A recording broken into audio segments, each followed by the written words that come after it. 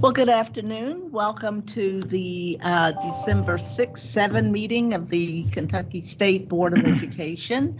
Dr. Brewer, would you please call the roll? Joanne Adams. Here. Holly Bloodworth. Jamie Bowling. Oh, I think we just lost her. Patrice McCrary. Here. Julie Pyle. Here. Brandy Poe. Here. Sharon Robinson. Here. Lee Todd. Here. Steve Trimble. Here. Diane Woods. Here. Lou Young. Here. Alyssa Riley. Here. RJ Osborne. Here. Secretary Link. President Thompson. Okay, Chair, you do have a quorum. Thank you so much. We're going to jump right into a really substantive agenda. Today, we will also include committee meetings. And so please, let's turn to the first item on our agenda, which is the summary of minutes for the October 10, 2023 KBE regular meeting, day 1, October 11, 2023 KBE regular meeting, day 2, October 10, 2023 United We Learn Committee meeting, October 10, 2023 State Schools Committee meeting, November 2nd, 2023 RFP Evaluation Committee, November 6th, 2023 KBE special meeting, November 27, 2023 RFP Evaluation Committee, and November 27, 2023 KDE Awards Committee meeting, November 28, 2023 KBE special meeting. These minutes were distributed in advance. Are there any corrections or questions to those minutes? Seeing none, I will then ask for a motion for the approval of these minutes. Is there such a motion? I'll make that motion. Thank you, Mr. Trimble. Is there a second? I'll second. Thank you, Ms. Powell. We have a motion and a second.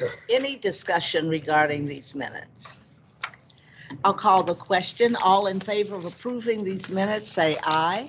Aye. All opposed, say nay. We have approved the minutes. Thank you very much. The next item on the agenda is an amended calendar for KBE meetings. It is in the portal and distributed in advance. Any questions, issues regarding the proposed calendar of meetings? Yes. I have a question as to why the April meeting moved back a week. And the spring, we were trying to navigate this calendar of spring breaks.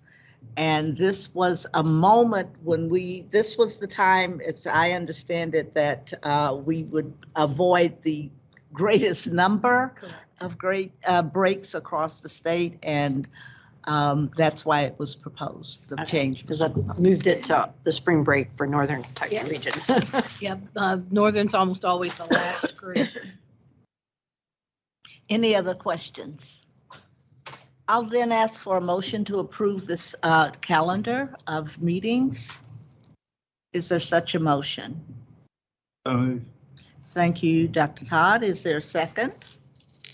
I'll second. Thank you. I'll second. Bowling. Good to have you with us. Thank you. We have a motion and a second to approve the calendar that is published in the portal. All those in favor, please say aye. Aye. Are there any opposed? Thank you very much. The motion carries. The next item concerns the mission and vision statement that we have discussed at several meetings. In the portal, we have a display of the current mission and vision statement along with the proposed language. Let's ask for a motion to approve the mission vision statement, and then we'll go into discussion and debate. So the revision that you see takes into consideration the discussions at our past 2 meetings, and we bring it before you for your consideration now. So might we have a motion to approve the mission and vision statement? I so move the. Thank you, Ms. Woods. Is there a second? I'll second. Thank you. Joanne Adams, seconds. Now we are open for discussion and comment and debate.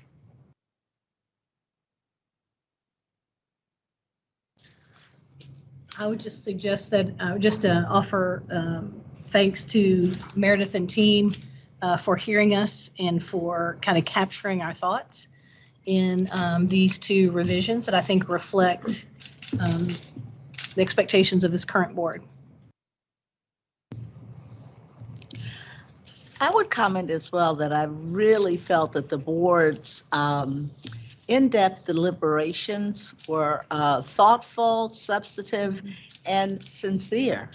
And I think the staff worked with us in a fashion to be very respectful and reflective of those discussions, that deliberation, and our commitment to our young people. Any further comment? I just think this is a mission statement that we can stand behind and get behind as we support what's happening in our schools and our school districts, as well as what's happening here at the department. So kudos to who was on the committee? I don't remember.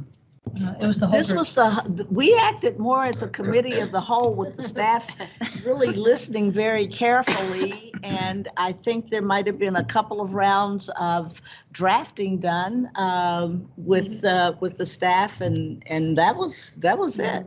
That's how it came about. But we took the time that we needed to be really explicit about our intentions. And also I reflect that the discussions included a determination to be accountable for our language, for our words. So, I mean, this is an action-oriented board, and it was like we didn't want to say it if we couldn't mean it and also measure it. Live up to I it, was yeah. very impressed by that.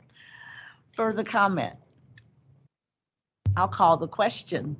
All those in favor of adopting the proposed language for the vision and mission of the Kentucky Board of Education, please say aye.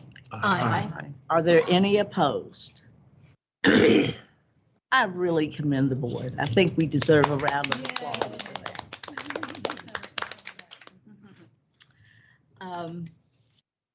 Now we come to one of the more pleasant aspects of our work, the work of recognizing folks who are doing the things that need doing to meet some of our aspirations. And Patrice McQuarrie, who chairs the awards committee, will present to us the deliberations regarding the next round of the Kevin C. Brown Strategic Priority Award.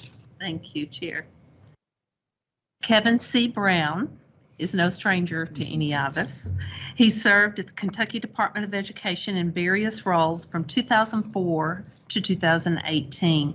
Most recently, Brown served as the Interim Commissioner of Education from December 2019 to December 2020, during a very perilous period, to put it lightly.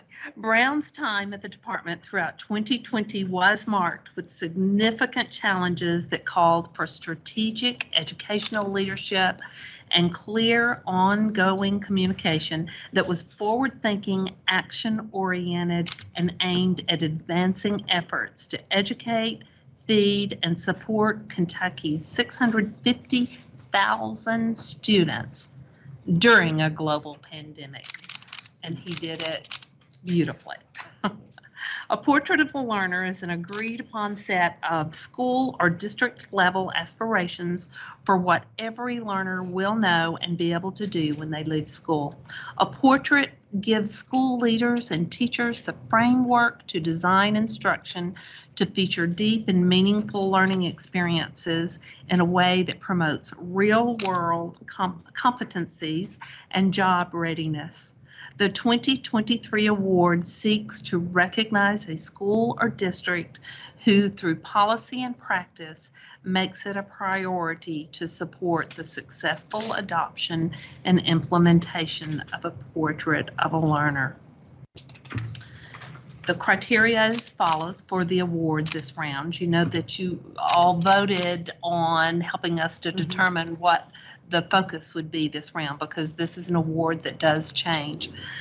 Significant contributions and or other efforts to support the successful adoption and implementation of a portrait of a learner by co-creating with communities a set of competencies for all learners, development of a performance assessment system, provision of a deeper learning opportunities for all students and educators, and an adoption of local policies to support deeper learning instruction and assessment.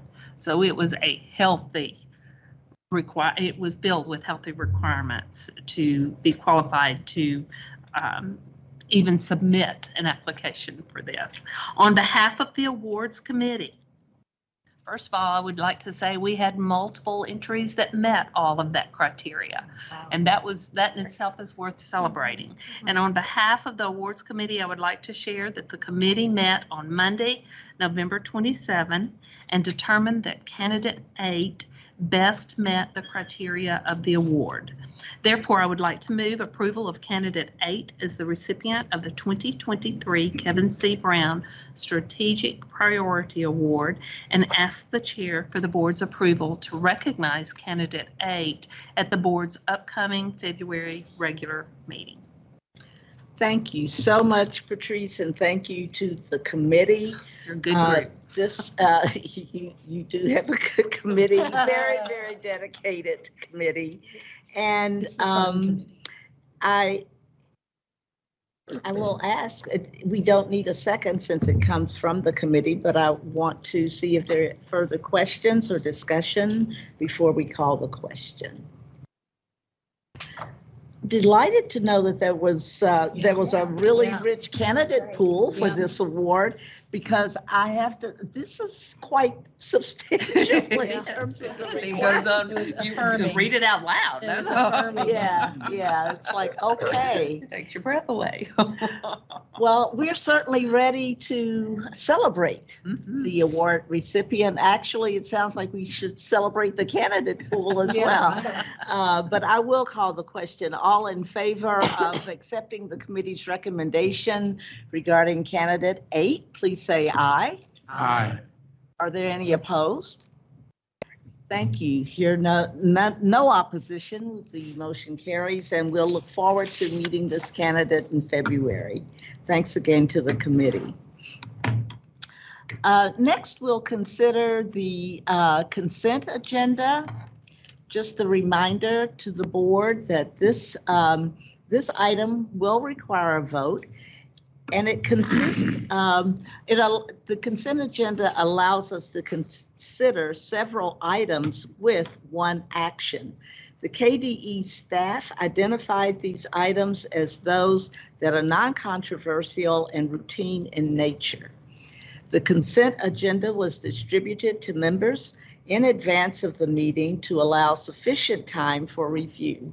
So at this time, I will ask, are there any of the items on the consent agenda that anyone would wish moved to the regular discussion item section of our agenda? All right, seeing none, then I will ask for a motion to approve the consent agenda. Is there such a motion? So moved. Thank you, Dr. Todd. Is there a second? I'll second. Thank you, Patrice. We have a motion and a second to approve the consent agenda. I'll call the question. All in favor, say aye. Aye. Are there any opposed? Then we have approved the consent agenda. Thank you so much. Now, at this time, and a little bit ahead of time, we're going to dismiss for our committees. The United We Learn Committee will remain here, and Ms. Joanne Adams will serve as chair in the absence of Holly Bloodworth. The State Schools Committee will meet in conference room 516. We are scheduled to reconvene as a full board at 2:25. Each committee has its agenda and materials, and they also are in the portal for access and can be accessed by the public. So please, we will adjourn now to our committees. I would like the board to please come to order as we begin the session after the committee meetings, two really rich committee meetings from what I have experienced and seen reported. We'll first call on the United We Learn Teaching and Learning Committee. Please, Ms. Adams, please make the report for the committee. Thank you. Well, we had just, it was just so fulfilling and wonderful to listen to all that is going on, because, you know, we talk about it here and we know it's happening, but then to hear these folks tell us, it was just, it was just awe-inspiring.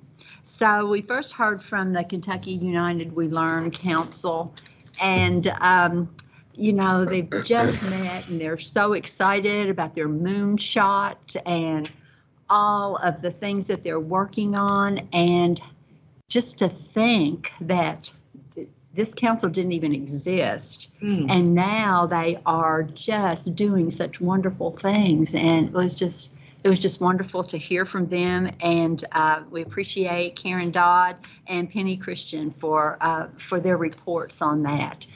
And then we heard from the local laboratories of learning, and when we get to see our school systems come in here and show us what they're doing, it just makes everything so worthwhile, and it just makes me want to get back in those schools so much. They'd probably take you. We will. Oh, no, those computers might be a little much more these.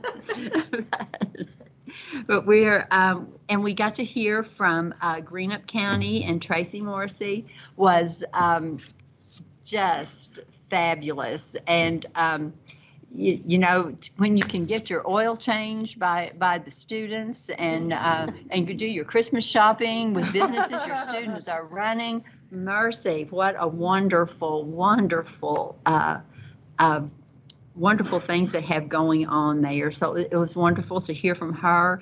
And then we heard from Logan County, Josh Matthews, and just to hear how these schools are bringing the communities together and finding out what the communities think is important. And, you know, sometimes the communities don't think the same things as legislators and board members think. And so it's just wonderful to see all of these things coming together. And I just can't thank you all enough for sharing all that with us. And I wish everybody had gotten to hear that.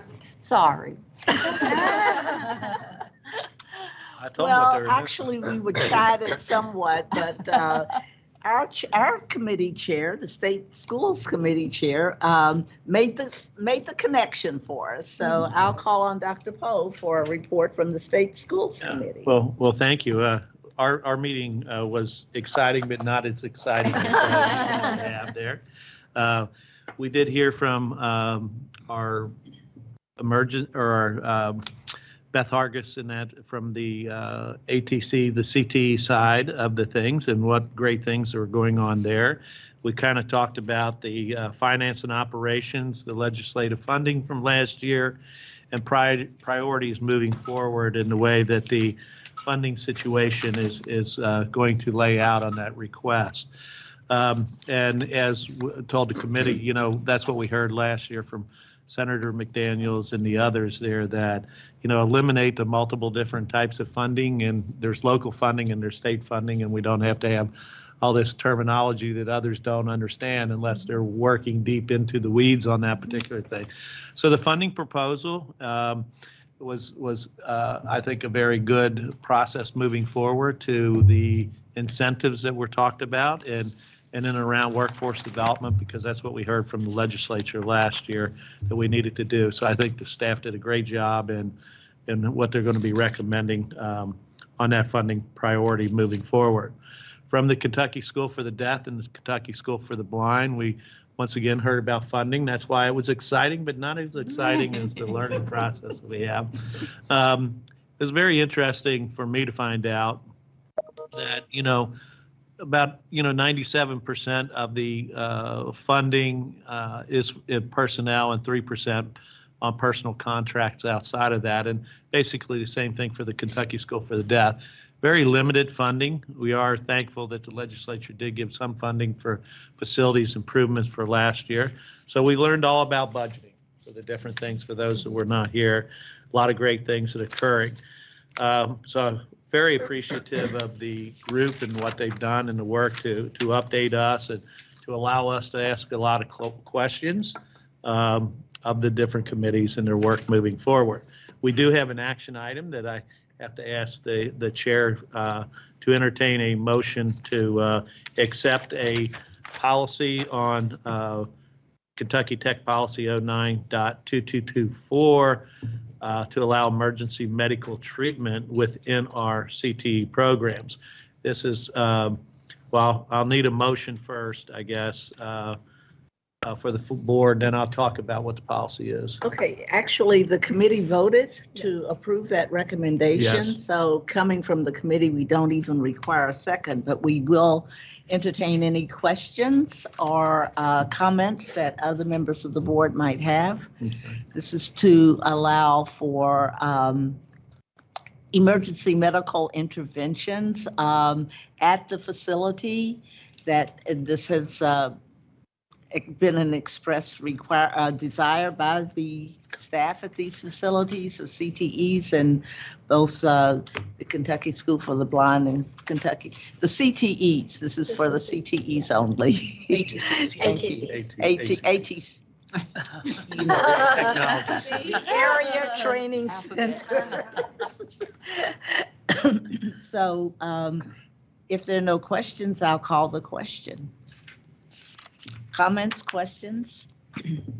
All those in favor, say aye. Aye. Any opposed? Thank you, Dr. Poe. You're welcome.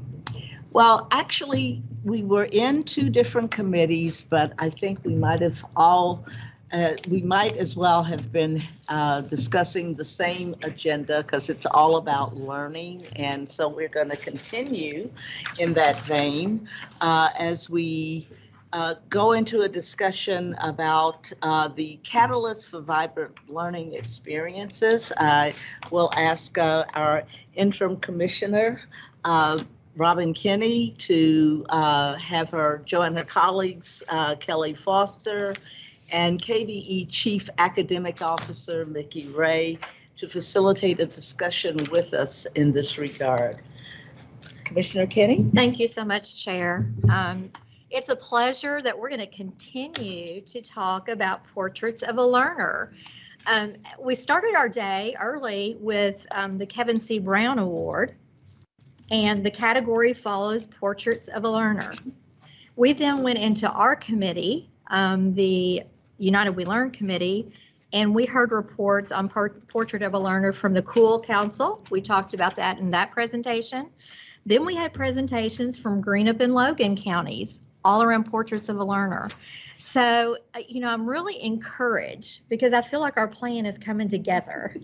But it is going to require us to pause just a little bit. And I think Dr. Todd really gave the phrase that I keep coming back to today, the power of conversation and talking about how we talk about it a lot at different levels and different points, because we've heard it in the we've heard it in the awards, we've heard it in the Cool Council, we've heard it from individual districts, but we have to keep having that conversation so that we make sure that everyone understands the importance of the Portrait of a Learner and how we implement it and how it will benefit our students.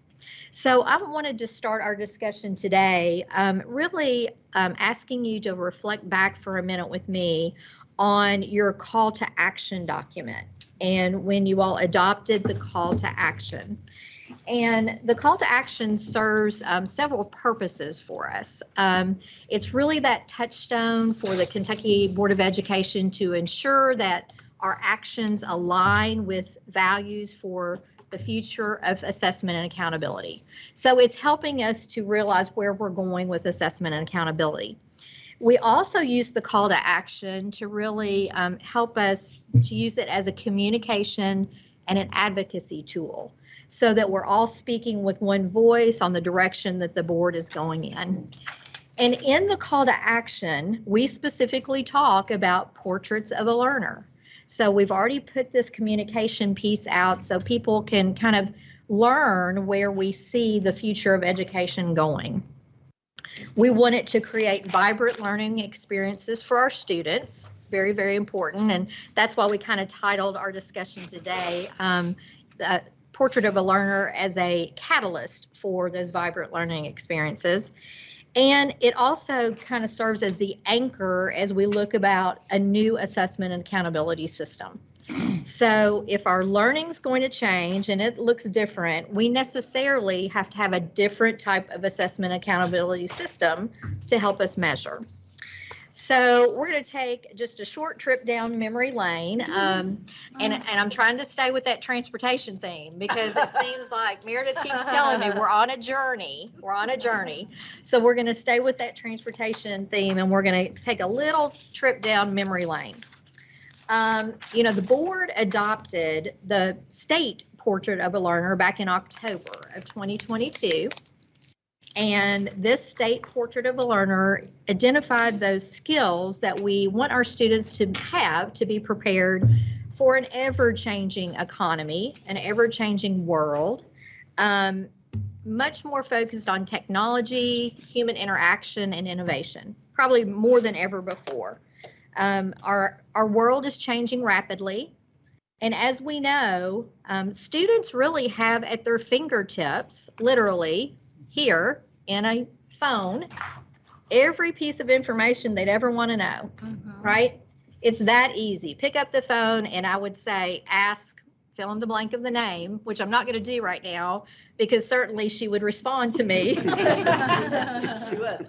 it just shows how easy the information is here.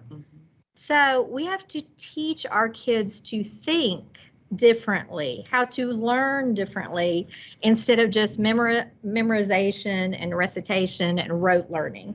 It has to be, we have to learn how to learn. So as part of our Portrait of a Learner that was adopted by the state, we identified certain skills, certain competencies that we want our students to have. And just briefly, those are engaged citizen, critical thinker, effective communicator, empowered learner, creative contributor, and productive collaborator. So very different. We used an inclusive process as we tried to develop these, and we went out just like we've heard our local school districts have been doing. We went out and we asked families and parents and business people and community members, educators, what they wanted to see. And so this is how Portraits of a Learner, both at the state and at our district levels, are being developed and have been developed. I think it's important to say have been developed because, as you heard, as some of us heard from Logan County and Greenup County, they've been doing this for a while. So, and we also heard this is not new. This is not new. The state Portrait of a Learner is not mandated. You know, we developed that as sort of a place for districts, if they hadn't already put their toes in the water, they could go there first, and they could adopt the same thing, or they could modify that and come up with their own portraits of a learner with the input of their communities. However, I think we're at a point, and we're seeing momentum. We are seeing momentum since the adoption of the state portrait of a learner. We're seeing momentum continue. But what is it going to take for every single district to be able to do this and provide this opportunity for every single child in the Commonwealth? I think sort of that's our big question. So we talked about what would be a possible next step. A next step, we talked about, does it become a graduation requirement? That was something that we were considering.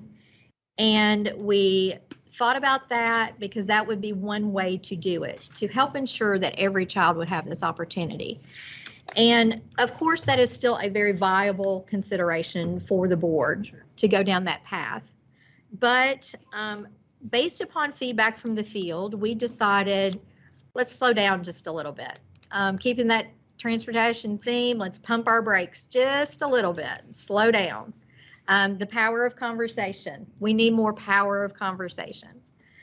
So we decided to do that. And we're not talking about a regulation today. We are talking more and having a discussion about what else could we do to continue that momentum and keep us on the path toward each and every child having this opportunity.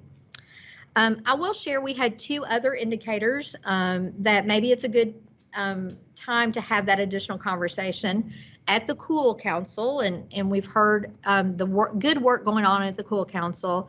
There seemed to be a little bit of confusion within the Cool Council even on Portrait of a Learner and what that meant at our fall convening. But I think by the second day, we were back on track. Yeah. It took us time just to slow down a little bit, change the agenda a little bit, and then by the second day, I felt we were right back where we needed to be. I'll also share that just at the Department of Education, we have a lot of people working very hard on Portrait of a Learner, the Cool Council, how it all fits together. But even we were a little out of step, I think, with each other. We needed to pull everyone together and say, here's where we are, maybe re-educate ourselves where we were going. And so I think now we're on the same page. So I think that's been very, very helpful.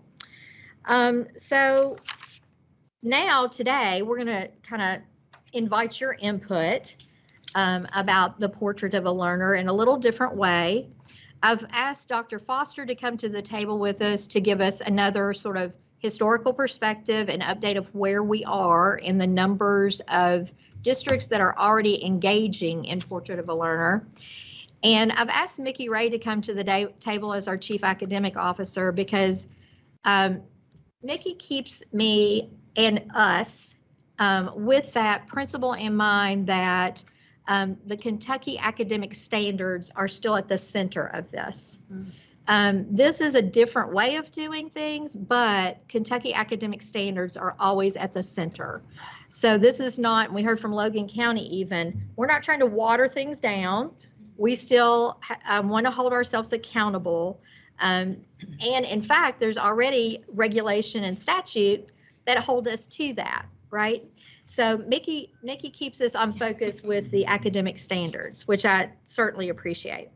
So let's start with Dr. Foster. She's going to tell us a little bit about that. And then we're also going to walk through some core assumptions just to make sure that we at the department are in alignment with the board's thoughts on core assumptions of Portrait of a Learner. But Dr. Foster, if you'll kick us off, please. Sure, thank you. And I really don't have a whole lot to add. Robin, you did a great job kind of going down memory lane there, but I do want to make the connection to the L3s that were at the table earlier.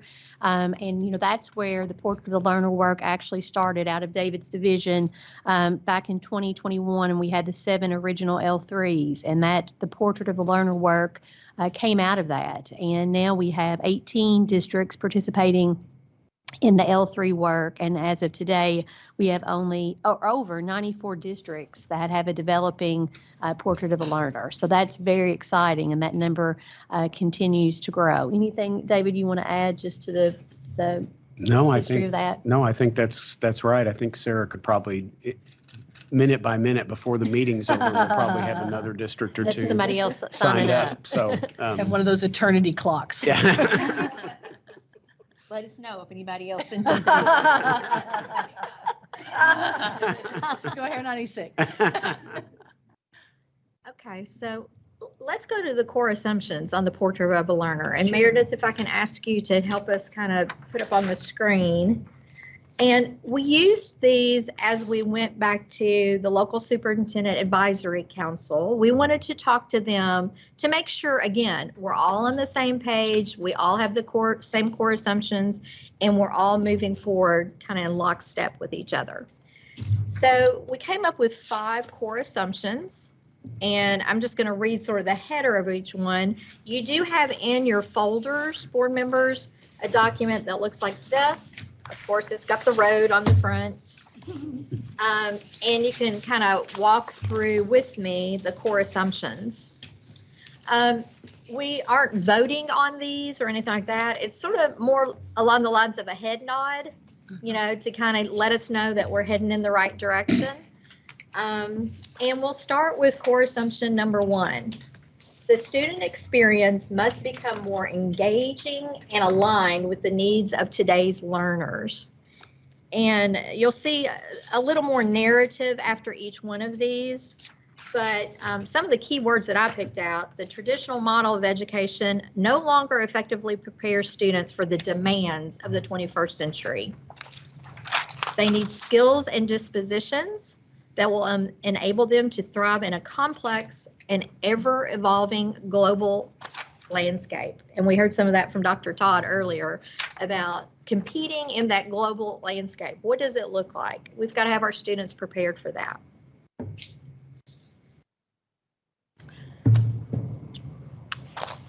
I'm going to offer a head nod, but I also am going to suggest that this also means that we've got to support our students with a sense of efficacy and legitimacy. We've got a lot of students who we've got to coax back into the learning experience, both formally and informally, because it is engaging for them and it speaks to them as a participant in a future that they can imagine. And it worries me that, you know, we're recognizing we have a well-documented situation around absenteeism, and I think that is kind of the tip of the iceberg, if you will. It is like the physical manifestation of we've got a disengagement of students that we have to address. So yeah, I want more vibrant learning experiences that entice students, that bring them back to school. And I think that means that we've got to recognize the need to deal with everything that could keep them from school. And so I know that, you know, there's some things here that suggest that we are aware of this, but I don't want to forget the social emotional dimensions that we are dealing with right now that are that stand as a potential threat to the vibrant future that these students could have. Well said.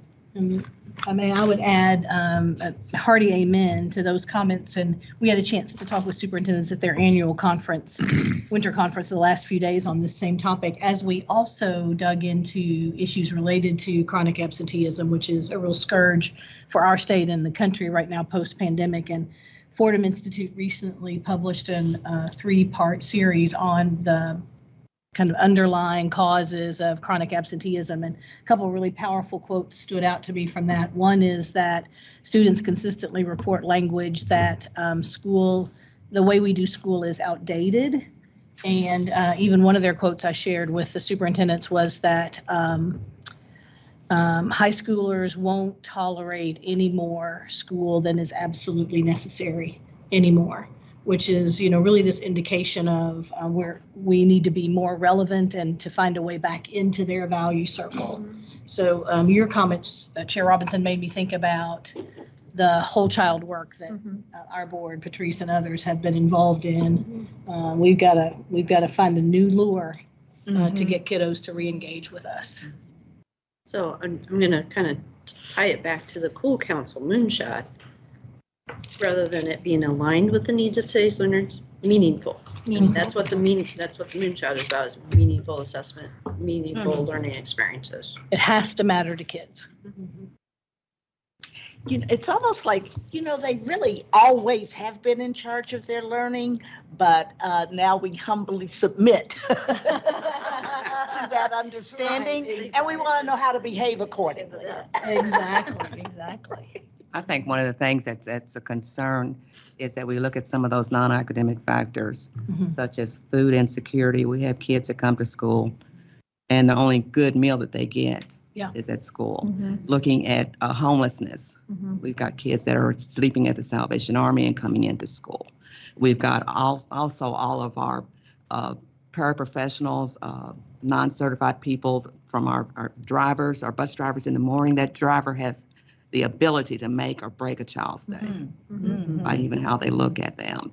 The ladies in the cafeteria, the classified people, and I think that's one of the big missing pieces. And those are people that many students will identify as these are trusted adults because they don't have any hook over me as far as a grade or anything, but they're treating me as an adult, as a human being, and looking past.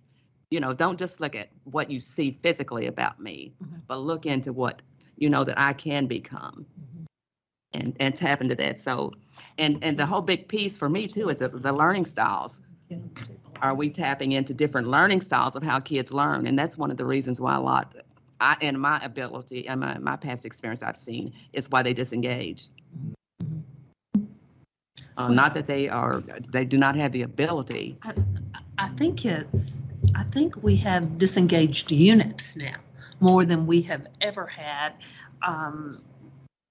because people text in short phrases rather than having communication. They are glued to a screen rather than communicating with the person sitting next to them. I know that I've even heard families talk about, I text my kid in the next room. That's not a conversation. Or all you have to do is go into a restaurant with the family and see how many of the children are on a screen rather than interacting during family time. Babies. Right.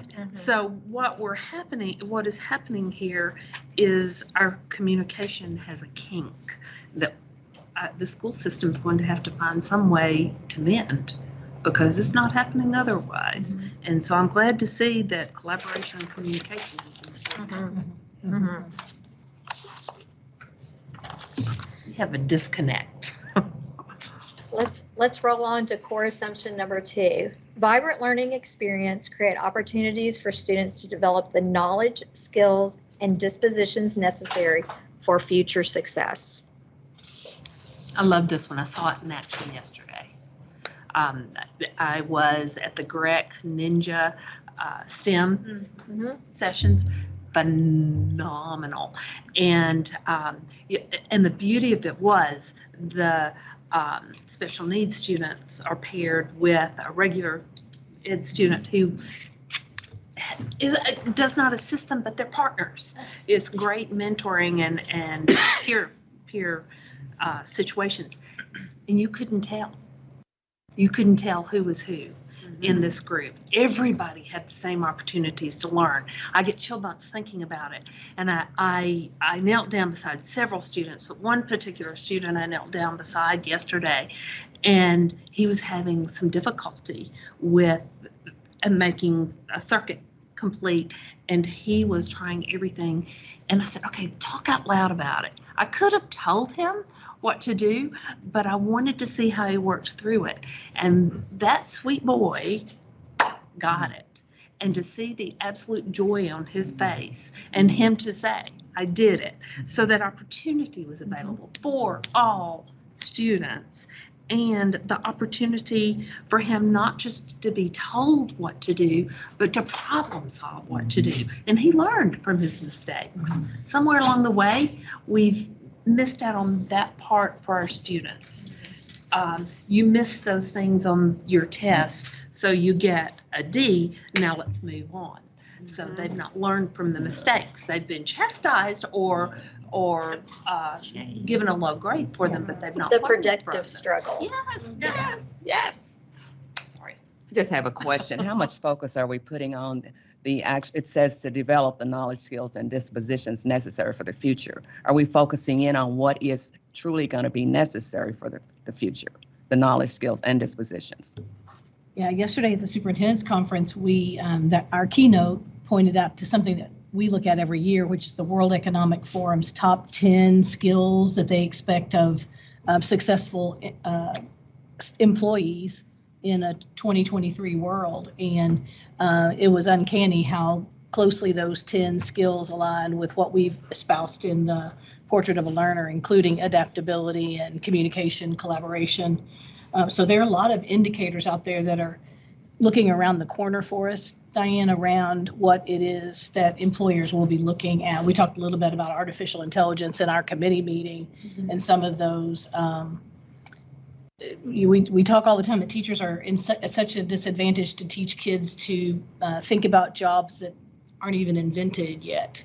And that's really the challenge. That's what's so different this century from the last, because I spent a lot of time in the last century too. So. Okay. Core assumption number 3. Kentucky communities desire local accountability and assessment systems that see a fuller picture of each student and value the investment teachers, school leaders, and local boards make in providing relevant, personal, and joyful learning opportunities to each young person in their community.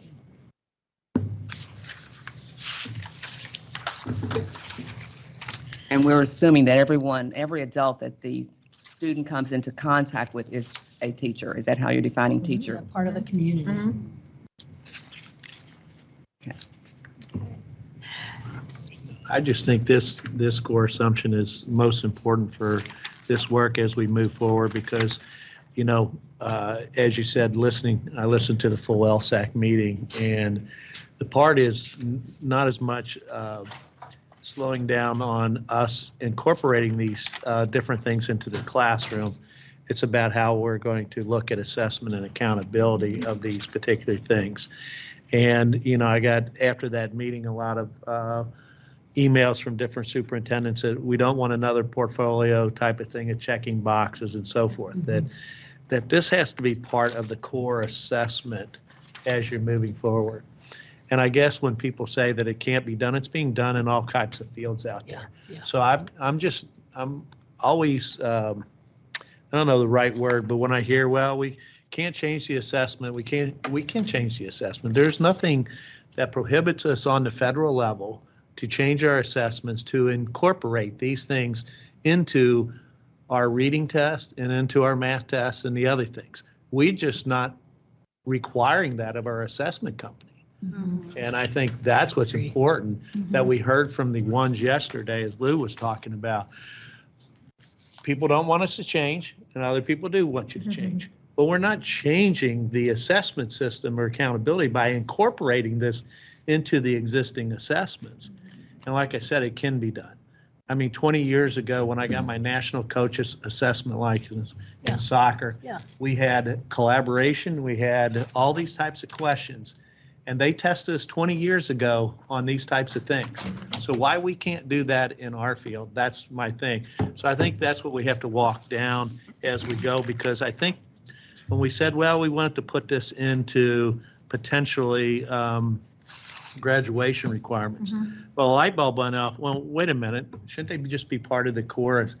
This is the core. This is not something additional that to me, a portrait of a learner is more of a strategic plan of how I'm going to adopt my curriculum to get there. And it shouldn't be something that we mandate and say, you should have a portrait of a learner. No, what you should have is a strategic plan. In our map that we already have, if that's not included in that, it should be what's our strategic plan? Yeah. And then this all should be incorporated. It shouldn't be something that's separate or mandated. It should be just, every district should have a strategic plan, period. Now, if they don't, then the board should replace that superintendent if they don't have a strategic plan. So what's your strategic plan going to be to accomplish the end journey down here, our star, without changing assessment and accountability, but incorporating these things into assessment and accountability already that exist out there? Just no need to respond, this is just my opinion. But I think that's the issue that the superintendents have. That was the part of the entire LSAC discussion. You did a great job, communicating that back. But I think that's what it comes is. Nobody wants to change and have another box and say, oh, you got to do this or you got to do that, because that's useless. It's where do we incorporate this into an assessment where a child has to think about the data instead of just a regurgitation of the data. Right.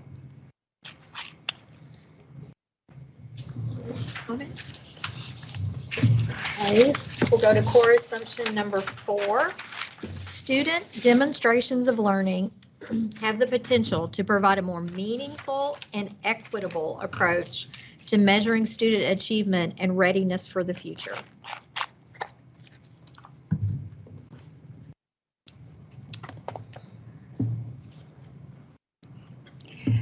I think this is one of the absolute core assumptions about the process of learning. I mean, really learning. Our students have learned to be compliant. If they're going to participate, they know how to tag up the bases. They know how to check the boxes. My granddaughter graduated last year, and she knew just how many days she had to show up. Yeah. In order to not be outside any of the parameters for graduating. And I'm thinking, why would you even have a question? Why would you know something like that? If you show up. Grandmother. Yeah, I'm thinking from another age entirely. And, but the point I want to make here is that for students to feel a sense of efficacy that is going to inspire them to try to do something that they don't already know how to do, we have to make them feel safe. I'm going to go back to point number 1, and we have to present them with challenge.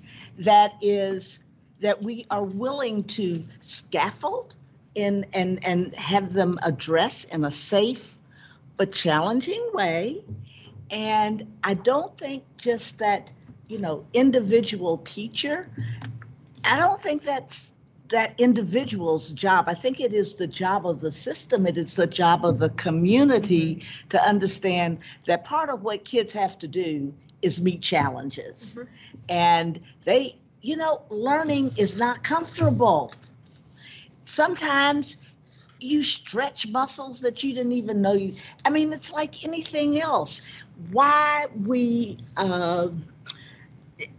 I worry that sometimes we want to protect kids rather than expose them in a safe way to growth and learning. And so, you know what? You in life, you are going to walk into a room and encounter a bunch of people who are really different from you in obvious and less obvious ways. And guess what? That's where you have to engage as a contributor, as a member, as a collaborator. That's what this is all about. And sometimes it is really uncomfortable. But it is also the only way to fulfillment. So I want to, kind of imbue this with a sense of, yes, you must be challenged in order to learn. That may be momentarily uncomfortable, but we're all doing that. That's what we do here. And this is a safe place for you to not be successful on the 5th try. And we're going to structure another opportunity that will help you build on the last 4 tries as you try again to reach whatever that goal is. And guess what? The more challenging you set the goals, the more joy you're going to find in learning, because we're going to celebrate. Not that you didn't do it, but that you tried. Yeah.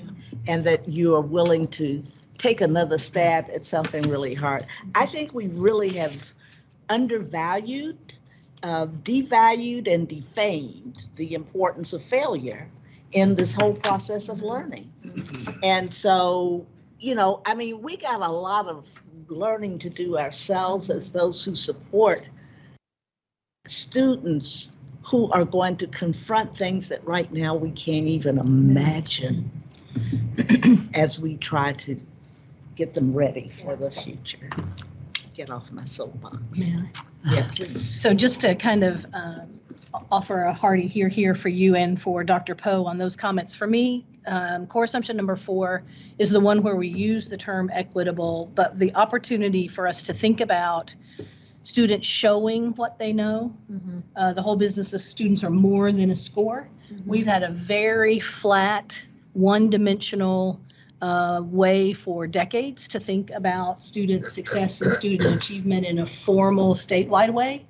But this kind of core assumption that demonstrations of learning provide so much more meaningful information about what kids know and can do, I think is really the powerful part of core assumption number 4. We heard a superintendent yesterday talk about his own daughter who probably won't knock it out of the park when it comes to the written side of the test, but boy, does she have a lot of talent and skill that should be valuable in the system because of the skills that she brings to the table. So this one for me really is the power of that fullness of the learner that you just talked about, bringing their whole self to learning, finding ways to engage their hearts and minds in the learning, I think and in the rewards built into the system around assessment and accountability. So I think that's what number 4 says to me.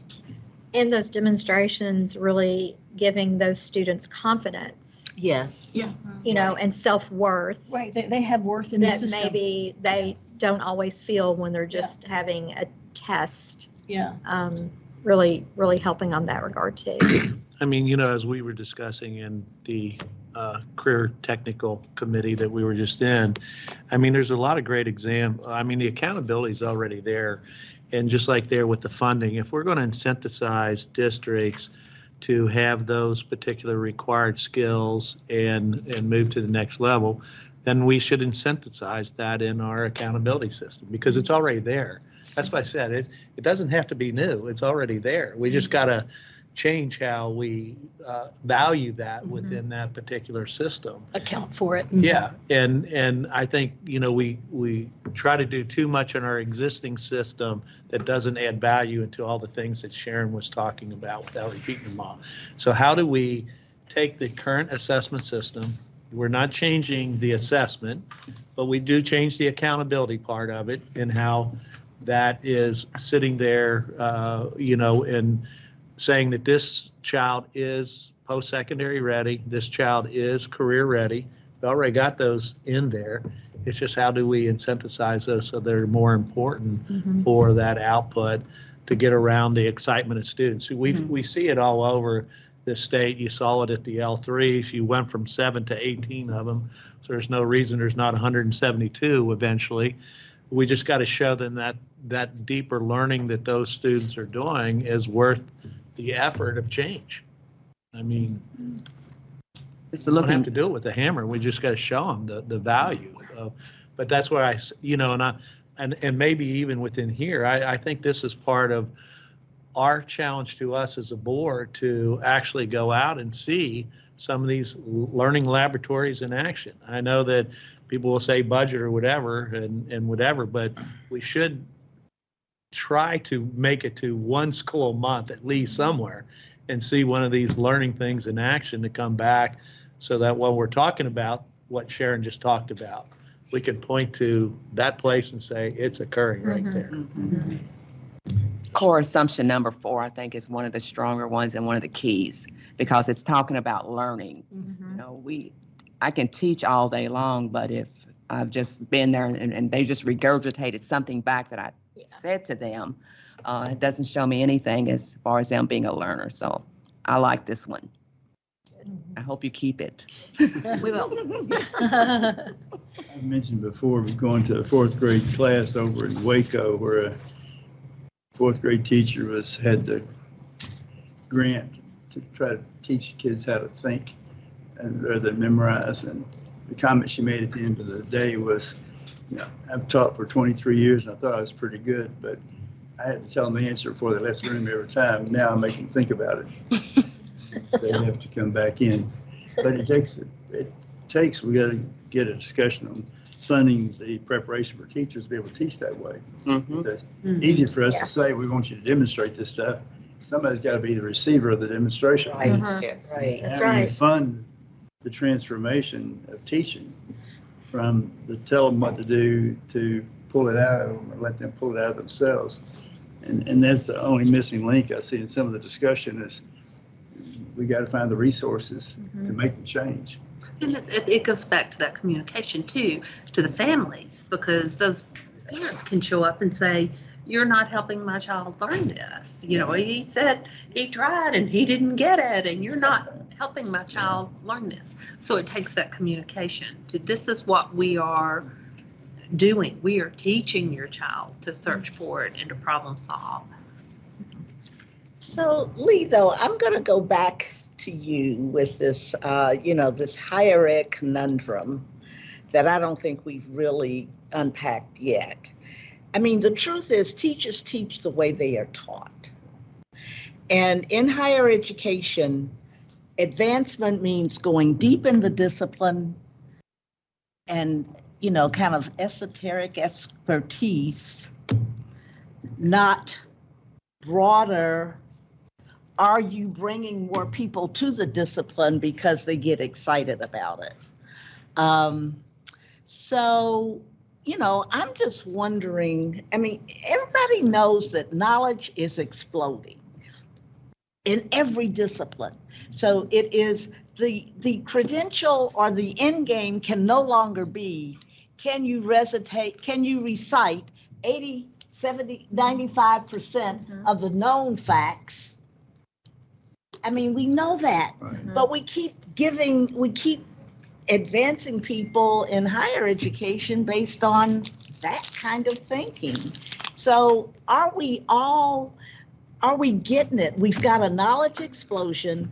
We need to educate people. I'm not opposed to credentials and all of that sort of thing, but is it meaningful for where we know we're headed, which is how well can you learn? How well can you think about applying what you know to different problems that are going to, and opportunities that are going to present? And that's what happens in higher ed. Talked to Jason before he left and I said, you can be a real asset by going from where you are now into higher education to try to change the way you prepare teachers. And that I'm reminded, I was on a business higher education forum years ago with business CEOs and university presidents, and they didn't even have the same conversation. But the CEOs were saying, you all got to prepare kids to collaborate, the exact same thing we're talking about now, which we haven't done for years. This was 15 years ago. You got to prepare them to be able to think on their feet, to collaborate, to work well with others, because we have to do that when we get them. We should get them that way. They should come to us that way. They should come to higher education that way too. But teachers ought to come out of higher education teaching the way that we're talking about right now. And that's another leg of the triangle that's got to be changed. There has to be that alignment of thought and purpose. We do have the Commonwealth Education Continuum, which I've just recently joined in those conversations. Yeah. And part of what we are talking about is alignment and making sure that what we are doing in P through 12, post-secondary knows about that. and can, because too often the game is like this, we're pointing the finger at each other. It's very cyclical in saying, well, you didn't prepare your students to be good students.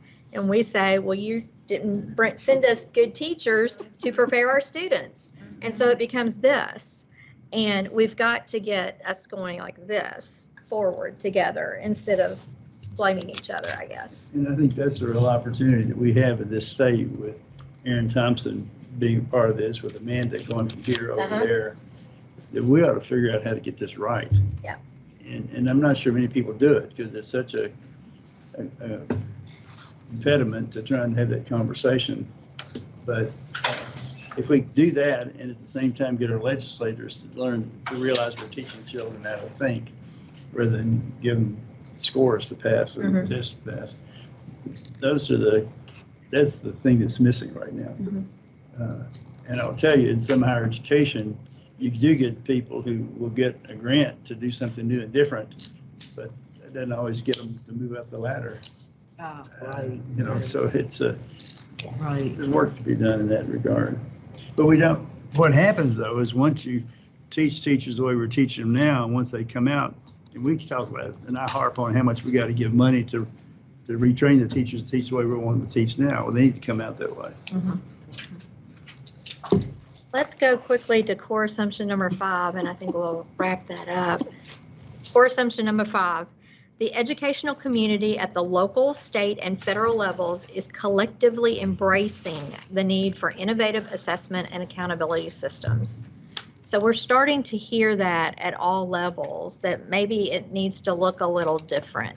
Now, I guess I would say, in order to get there, though, we do have to convince those people in positions of authority, which would be our state legislature and US Ed, who approves our state plan on what our system looks like, our test looks like. So we have some hurdles there, but it seems like there is at least, the door is opening for conversations in those areas. So that's optimistic, I guess. Would anybody disagree that optimism is warranted, or that it actually can be cultivated and we can create a broader community of interest that is also optimistic? Who would argue the contrary? Should we double down? I mean, and I'm kind of pushing us on this because folks, Alyssa, we've got to be ready to advocate. Go ahead. Yes. Well, are you talking about it for teachers or students? Whatever, however it hits. Well, it's interesting because I work in a CTE campus. So my experience as a high school teacher is very different because I see kids that come in every day excited to be where they are. They're not sitting in an English class. They're not sitting in a math class. They're getting their hands dirty. They're doing work that's meaningful to them. They're engaged in the learning. And we have our teachers in our A1 high schools. What are you all doing that we're not doing? And we're making the learning meaningful for these kids. And, we're looking in Christian County to move to an academy model and hopefully build connections between a math class and what's happening in a welding class. So then that way we're seeing, but, I think what's interesting to me with when I specifically look at, core assumption number 5 is getting parents to understand that they don't have to just have an A, or they don't just have to do well on a test to be considered successful learners. There's so much more than that, but I don't know how we're going to get parents. And there's even teachers that think, I'm going to have to give this child an A, or we have to give a test, a paper pencil test. And so I'm from, a different generation of teachers because I'm kind of between teachers that are getting ready to retire and a new generation of teachers. I'm one of the older ones now, which is sad at my age to be an older teacher. But, I just think, we are going to have to figure out a way to get everybody on the same page for assessment and accountability. And if you're not on the ground floor with our teachers and our students, and I'm sure RJ can speak to accountability and how, as a student, you would like for it to look. But, I think we have to get these kids to be engaged and have meaningful experiences. And let's bring everybody else on board, hopefully. So I really don't want us to leave the topic until we've heard from RJ. Sorry, RJ. We've been talking about your experiences, and I hope you at least find our aspirations an inspiration, but do you have any further comments? Well, one thing, she's right about the CTs. I think they're way ahead of like core classes in that point. Like I've been in ag classes, and I have friends that are in electrical, welding, HOSA. And everything is so hands-on in those classes, where math, read, everything's on paper, on Chromebook, or just average, testing. I think that the CTs are just way ahead of your normal classes. So the hands-on experiential learning is really kind of what we need more of? Is that, Well, that's is that safe? That's what forces you to think, Ah. Oh, okay. Love it. Sharon, back 20, I guess Randy and Luke can tell you, that's about 20 years ago, we had something called performance events. Right. And as a middle school principal at the time, and we worked hard on those things. And then it came about 2 weeks before the test, and they did away with it. All right, it was going to be tested and everything. Yeah. I don't know if y'all remember that. I do, yeah. I do remember that. We spent a lot of time getting ready for it, and it just went away. And so we've been trying to do this for 20-some years, and it seemed like we just keep Yeah. coming back to it all the time. And it's time that we move on if we can. Yeah, we shoot ourselves in the foot when it comes to our own, kind of fear of reliability and validity. Gene Wilhoit said to me one time, we've got to take back the professional responsibility to validate this work, and it can be done. Just like Randy was saying, people in industries and other sectors are validating that kind of performance credentialing all over the place, and we've shied away from it. We got scared. And the key is what's meaningful to the kids. I mean, that's what, right. if it's meaningful, they'll work themselves to death. Exactly. But if it doesn't really mean anything to them, They'll blow it off. try it. Just blow it off. Guys, we're gonna have these conversations, more conversation. Commissioner Kinney, thank you for the work that your colleagues here do to help keep us focused and Excellent. bringing up. This is hard work, but I have to tell you, what the board brings is a belief in the work and a commitment to the work. I haven't heard anybody say anything that should give you pause relative to the board's intentions and direction. So thank you for this opportunity to discuss it one more time. And folks, let's not hold back when we see occasion to advance the conversation in our communities and to further inform each other about how we can make this more relevant, more known, more relevant, and more available to our students as we fan the flames. L3s we need more of. The Portrait of a Learner stands there as an amazingly stout and strong spine for the system that we need to support all of us. So thank you, the board, the department colleagues, for believing and bringing us so far. We've come a long, long way. If we can bring this to a close, thank you, colleagues, for coming to the table, and we'll move to the next item on the agenda, which is a conversation about our work with the General Assembly, and Brian Perry is going to kind of help structure this conversation. Good afternoon. I just wanted to take a few minutes to give you all an update on the legislative priorities that you set back in the fall. As I'm sure many of you know, Commissioner Kinney has been making the rounds across the river in the annex. In addition to just sort of introductory meetings, we've also taken that opportunity to talk about the priorities for the department and for the board. We have the one pager that I think you all saw at your last meeting. That's what we've been using to really guide those conversations. So that's kind of what we'll talk about here, is just kind of where we stand on some of those priorities as we quickly approach the start of the 24 regular session. So obviously we have a number of additional budget requests that the department put forward back, I think, in the summer. You all went through those and tried to prioritize and rank order them. These are the ones that were at the top of that collective list. Those are the ones that went on to the one pager. We have talked about all of these primarily as the ABRs that we focus on with the legislators. Some good conversations. We've had a lot of good questions around a lot of them. We've been able to provide some feedback on some of them, some follow-up information. I say that to say that that to me, that's very encouraging. I came in after the start of the last budget session, so not sure how this has worked in the past, but this is definitely more than we've done prior to last session, in terms of laying the groundwork and getting information out ahead of the session, which I think is really important. I think there's been a lot of questions about universal preschool and how that might look and how that might work. We've provided, I think, some good feedback on some things that are already happening in the districts and where districts, and some of the feedback that we've heard and concerns we've heard from superintendents as we've talked about this a little bit.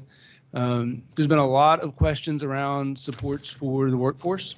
So that's a conversation that goes back, to last session when we had House Bill 319. That was the big omnibus that Chair Tipton put forward. It got scaled back. A lot of these things are now in that kind of bullet point for the workforce. Hopefully we'll see some of those get funded in this budget session. But there's been a lot of good conversation about those and a lot of good questions with them. We had a really good conversation, I guess just Monday, on the TSI request. So again, when we started talking to folks about this initially, we got some questions about, what that was, what the request was for, what it could do. So really happy that we got to provide some additional information around that. We've talked a lot about KETS. Obviously, this is a really big ask fiscally, but it's also a really important ask in terms of the deliverables to the districts and what it might mean if it doesn't get funded. And so OTE put together another one pager and provided some additional feedback as we've talked to folks. So really happy to see that. Obviously, Read to Succeed was one of the big wins coming out of last session. So I think folks were pretty happy to talk about some additional requests as it relates to that. We've also essentially been told that to expect a House budget fairly early in the session. So I think early January, we will see that House budget drop. Keep in mind, that's the House proposal. But it'll give us a good indication of where things are headed. So obviously, we'll see some of this stuff reflected in that first version of the budget, but it's a long way from April 15th. So good or bad, don't get too excited or too depressed when we see the House version. So, all right, next slide, please. All right, so in addition to the fiscal requests that we've put forward in those ABRs, you all approved a number of other priorities that you see listed here. So we'll talk quickly about them. So CTE funding formula, this is one we have done a lot of work on, and I say we, meaning OCTE has done a lot of work on and really done a great job of getting out there and lining up some bill sponsors, getting a draft done probably a month ago now when we finalized the draft. So a lot of good feedback. We had a really good conversation with one of the larger CTE districts last week. They had some concerns and just wanted some more information. Great conversation. I think we left that meeting having answered their questions and having them feel good about where this is headed. OCTE presented to the superintendent conference, I believe on Sunday. Again, I heard it was a great conversation, a lot of good feedback from superintendents. So they followed up with the primary bill sponsor this morning to kind of let them know what we're hearing from the field. I feel really good about this headed forward. I think it's got a good shot at getting out of at least one chamber, if not both, this session. So that would be a really big win for CTE going forward in the state. We've talked a little bit about the two state schools as we've met with folks, but I don't believe we have an ABR related to those. So there hasn't been a whole lot of conversation around anything specifically other than just kind of keeping them informed of what's happening at the state schools. So our Office of Teaching and Learning had some requested language around AP funding. That's budget language. And so again, hopefully, and we provided that to LRC staff as well as legislators. So hopefully we will see that reflected in that early House version. If we do, it's a good indication that we can keep it in there until April 15th. If it's not, obviously we'll still have time to work on the Senate side to get it included, to circle back to House members to see if we can get it back on the radar as they head into conference late in the session. So still be a chance for that, but hopefully we'll see that reflected in early January. Statutory cleanup. We were approached by a legislator that was working on a sort of cleanup bill. We got a chance to review that bill and provide feedback. We're very supportive of it. While in the course of those conversations, we mentioned that we had a list of cleanup items that we would be interested in sharing. We were able to go over that with the sponsor. They were very supportive of them, so we have provided that list to LRC bill draft staff. So have not seen an updated version of the bill with those included, but I'm feeling fairly confident that we will see those reflected. I think that's a bill that has a good chance of getting a hearing, if not moving a little further down the pipeline this session. So that would be a really exciting one too. All right, so facilities, if you'll remember, House Bill 678 really changed the way construction projects are handled if districts opted in. This was not called a pilot project in 678, but it sunsets at the end of the fiscal year, so it was in effect a pilot project. Our understanding is that a legislator has been working on a bill draft to codify a lot of what was in 678. We've not seen an updated draft yet, but have had conversations with the sponsor. I'm feeling pretty confident that they understand that we have a couple of tweaks that we would like to see made. One around training for districts. As this gets codified, there's going to be a lot more responsibilities shifted to the districts. We want to make sure we have some trainings in place, recognizing that those needs are going to be different district to district. So some districts do a lot of construction, are already well versed in the process. Other districts, this is going to be totally new. And so we need to sort of understand what that training might look like, considering those differences. It doesn't need to be a one size fits all, but also that we'll also have new staff coming online periodically. And so having those resources available for them will be important. And then the other tweak, we want to change the way that they move forward with projects and not having that rely solely on an estimate. I'm looking at the commissioner to make sure I got that language correct. This is a little out of my wheelhouse, so as much as we've talked about it, I should know. But so I think that's right. But I'm feeling good that we'll see a draft of this, and we'll see some of our suggestions included in the bill as it moves forward. I think this is a pretty popular provision, so I feel pretty confident that we'll see a bill on this and that it'll get some action during the session. So that's the really quick, like 3 or 4 minute update on where we stand.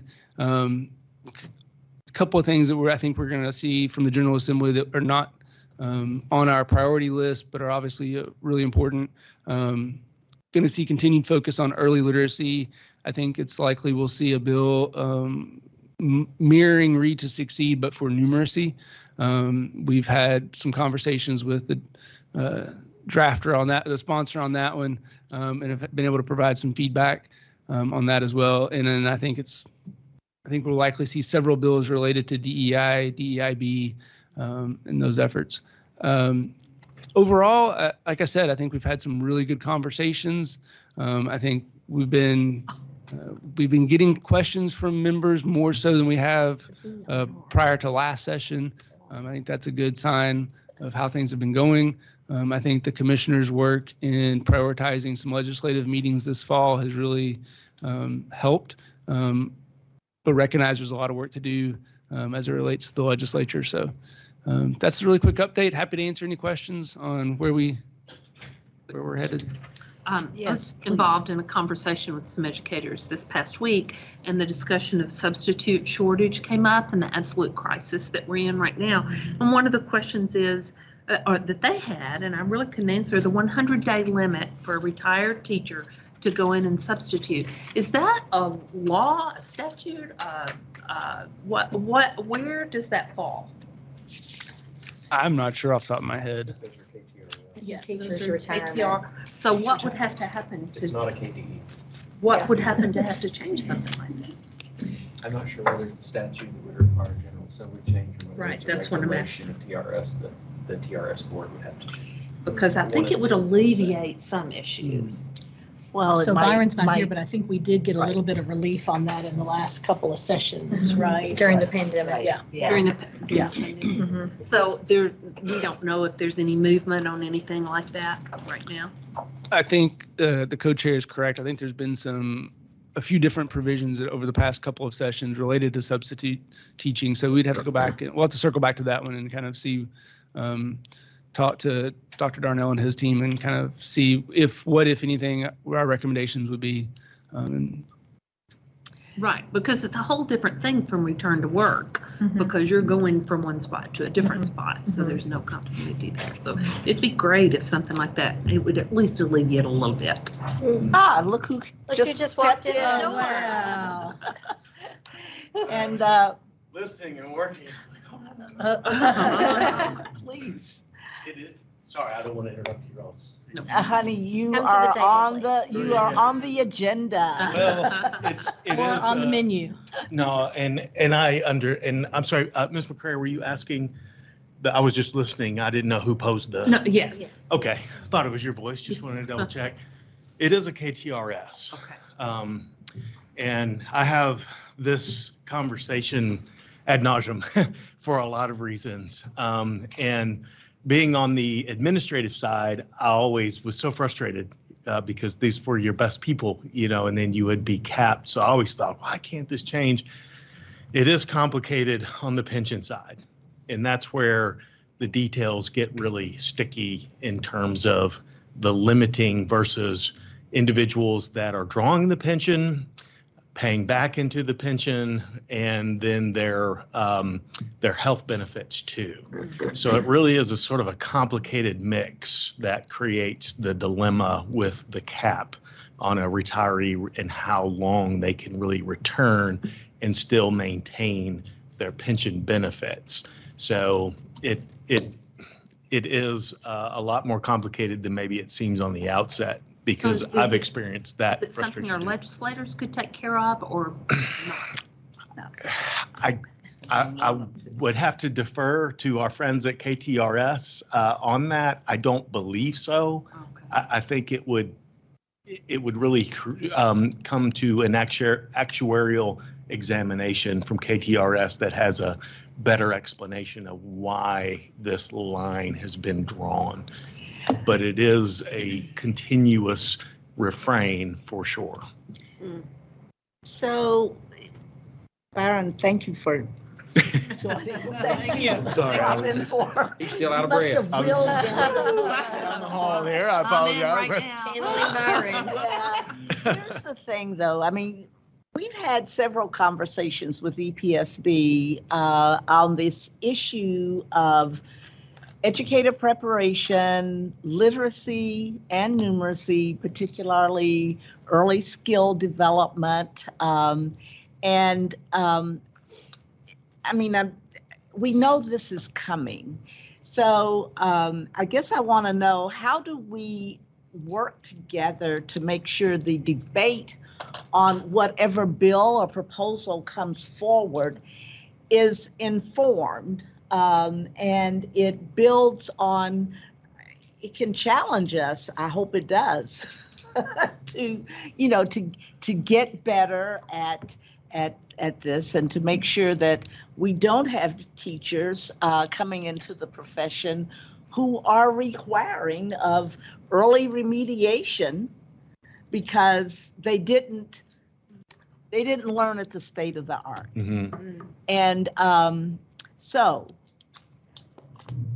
are we going to work together on this? And Brian, what might be a good strategy to assure the legislature that we got this? Well, I think they might be a little ahead of us on this one because December 11th, there's a specially called Interim Joint Committee on Education. Yeah. And one of the items on there, I think, is addressing exactly this, the alignment of EPPs with kind of current trends. I think that's the gist of the topic. I think we'll see how the conversation goes then. But I think it's certainly on the radar of legislators, maybe not all legislators, but certainly it's on the minds of some key legislators about the alignment between EPPs, the classroom, where we're all wanting to go. So. And it will be, so Monday morning at 9 a.m. For the Interim Joint Committee, this will be one of the presentation topics that they've requested. I am pleased to say that Representative Tipton has been very involved. And we certainly have made an open invitation to anyone that wants to come to any of the convenings and be there. He certainly has taken the opportunity to attend events and be part of the conversation and ask questions. I feel like, though, honestly, the momentum is already building in terms of just exactly what you're saying. I mean, our EPPs are as engaged now as I believe they have been ever in terms of this conversation. I know things never quite move at the speed that anyone desires it to, but I also think that it speaks a little bit to the mindfulness and meaningfulness behind the intentions. And so we're well underway in terms of the pedagogical work and questions around the adjustments that may be necessary or may be evidenced within the work that is already taking place at our institutions. So the bulk of the conversation is fully engaged at this point. To be honest, it really is moving, and we're moving at a steady meeting pace as well. So things are occurring at a monthly conversational level with our peers in our programs, and we've also already engaged in preliminary conversations around the numeracy as well, so they understand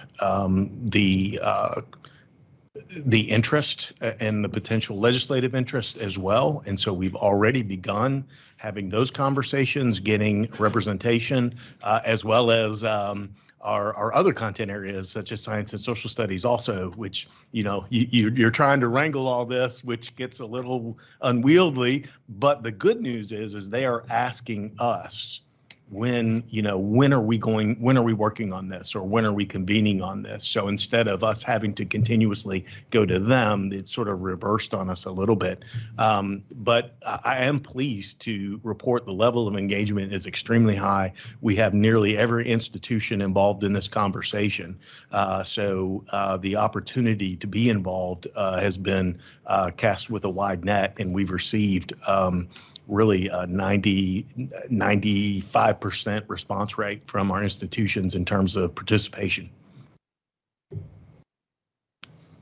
Thank you. Thank you so much. Further comments, questions, concerns? Not on this topic, but okay. What Brian, on the 8% on the seek base increase, because we've heard numbers thrown out from KSA wanting X number of percentage for a teacher raise, and we heard from KSS who says that we need to be at the 2008 funding level.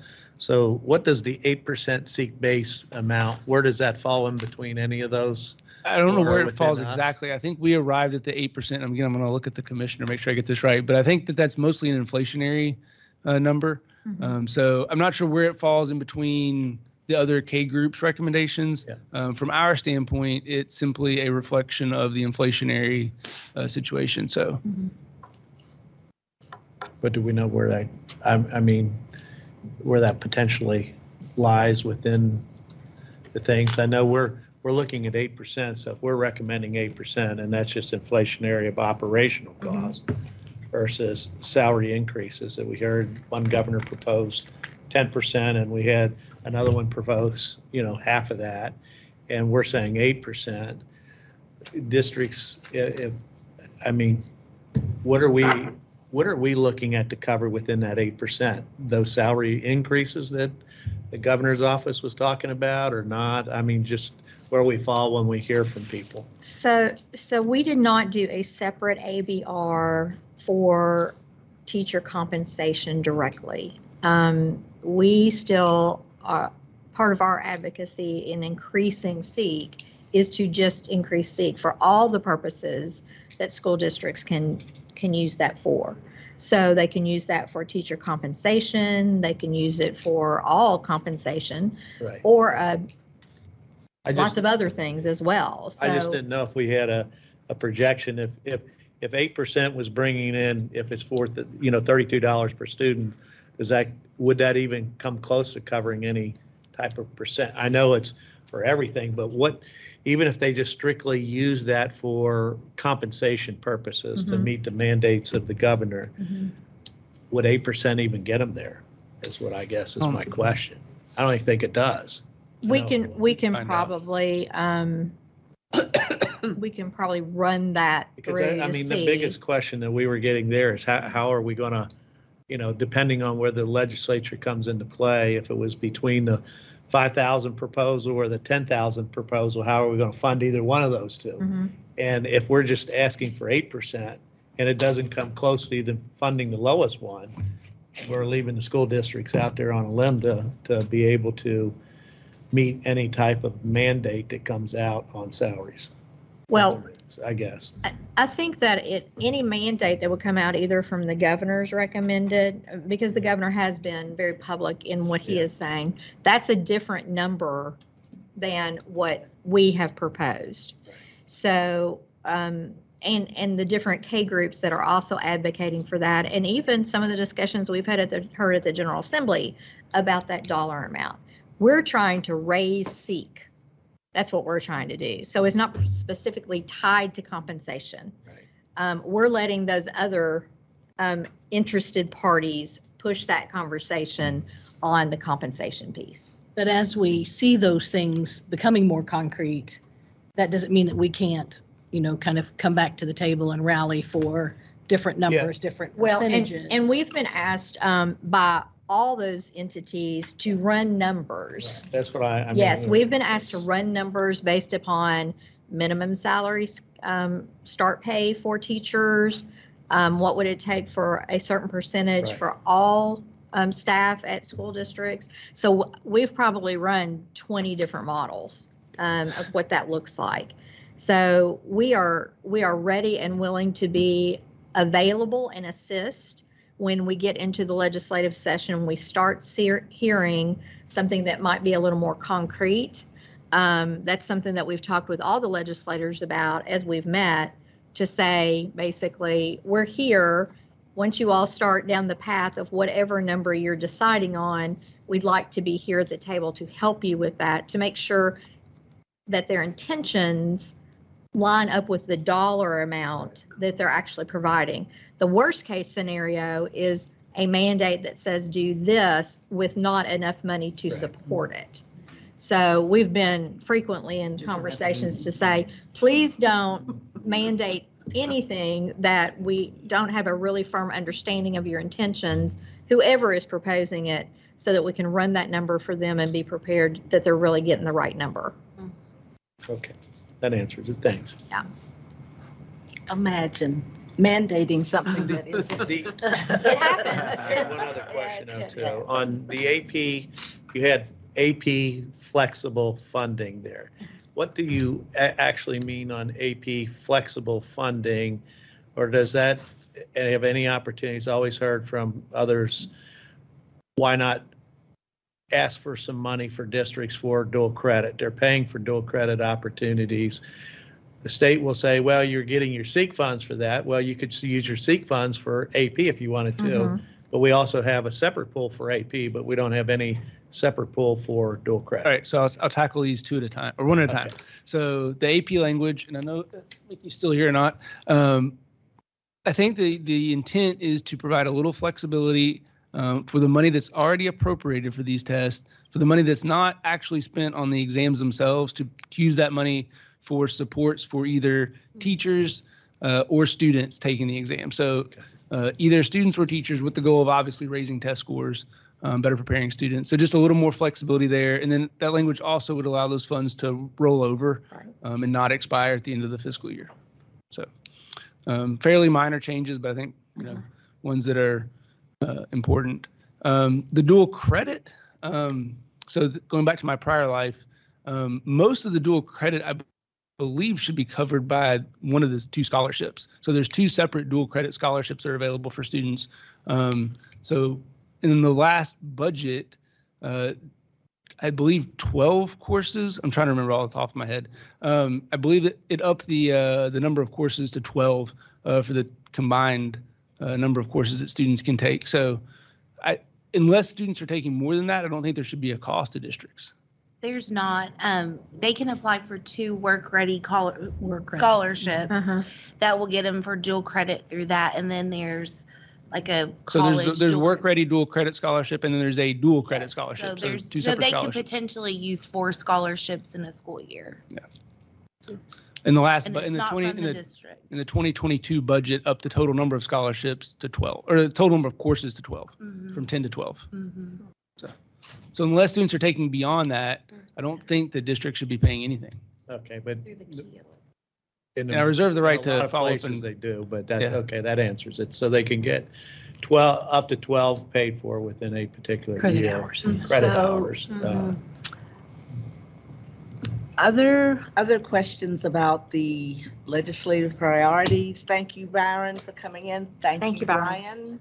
Well, thank you all. And I'll just quickly mention that the session calendar has not yet been posted. That's the one that'll tell us what committees meet on what days, what times. As soon as it does, I will provide that to Dr. Brewer to provide to you all. And just extend the invitation to reach out. If you come to Frankfurt at any point during the session, please let me know. I'll be happy to greet you, meet you, show you around, whatever you need. So please let me know. Thanks. Thank you, Brian. Appreciate it. Thanks so much. Please, our next presentation, the impact of our diversity, equity, inclusion, and belonging efforts.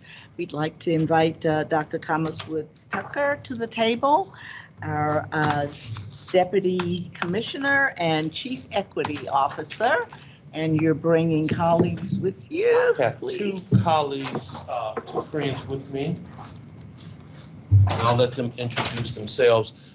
To expound upon the question you all had about the additional AP language, the Division of DIB also supports AP, and it's primarily being used or at least requested to support teacher professional development, personal learning, and also we want to provide student supports like after school and before school tutoring. I think Mickey is here. Mickey, anything you or you want to add, Dr. Sweeney? No, that's, you hit the nail on the head. Okay. Student supports, that is specifically added to the language. We're removing language that says things like first come, first serve, which is inequitable language as well. So yeah, after school tutoring, and then that educator professional learning. Okay. Dr. Sweeney has introduced himself, and to the right, I'll ask the gentleman to the right who's with St. George's Scholars Institute to introduce himself. And I promise you we're going to be done in 30 minutes because I know we stand between you all and dinner, so we'll thorough on time. Good afternoon. My name is Arthur Cox. I'm Executive Director of St. George's Scholar Institute, youth development agency located in West Louisville. And we have a stay ahead tutoring program. We have a lot of different wraparound services. We have a college and career readiness program for our high school students. We have urban arts program for middle and high school students. The college and career readiness talks speaks directly towards accessing college for some of Louisville's most underserved communities. The Urban Arts Program is for kids who, learn through the arts, who love the arts, and want to have virtual arts like DJing, graphic design. We have a Reading Rockets academic enrichment program throughout the summer. And the reason why we're here today is to talk about the Stay Ahead tutoring program that, with the help of KDE, we've been able to help a lot of students. The Reading Rockets academic enrichment program over the summer, we engaged 98 students in high quality instructional resource curricula like letters and Zern mathematics. We've been able to, we have 3 10-week sessions in after school programming. We're in our first session with 58 students. We're able to tutor both virtually, on site, and in school, before and after school. We have 30 kids in that program, 14 at our site and 14 virtually that we're doing in the first 10-week sessions. We have 2 more 10-week sessions to go to the school year's up.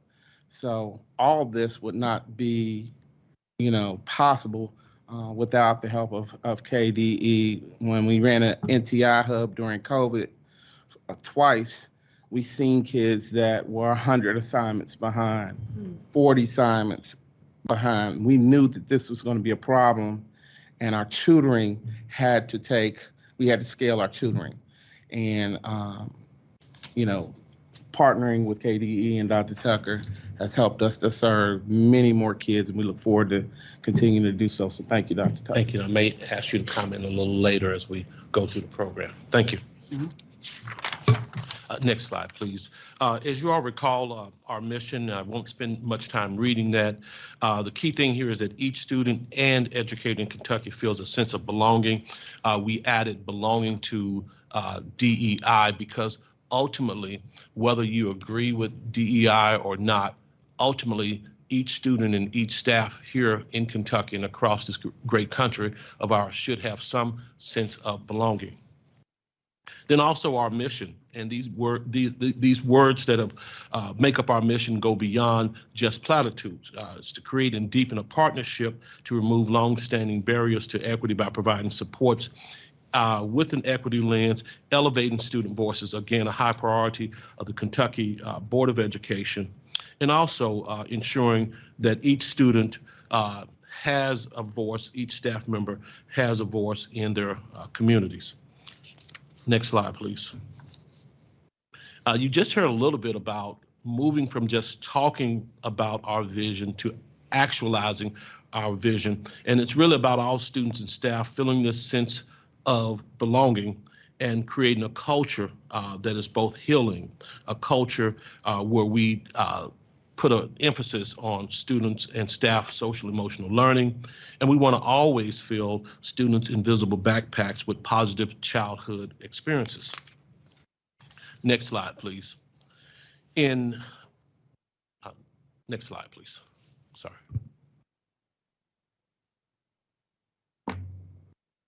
I want to talk a little bit about, I think that's the slide that I have here, but I want you to take some time to think about what is the purpose of education. We've talked about the portrait of a learner. We talked about how powerful that is in giving students unique learning experiences.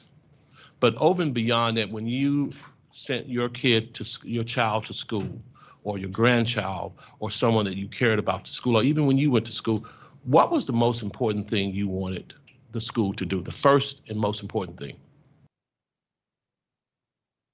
Keep them safe. There you go. Teach them, keep them safe. Safety has to be our top priority.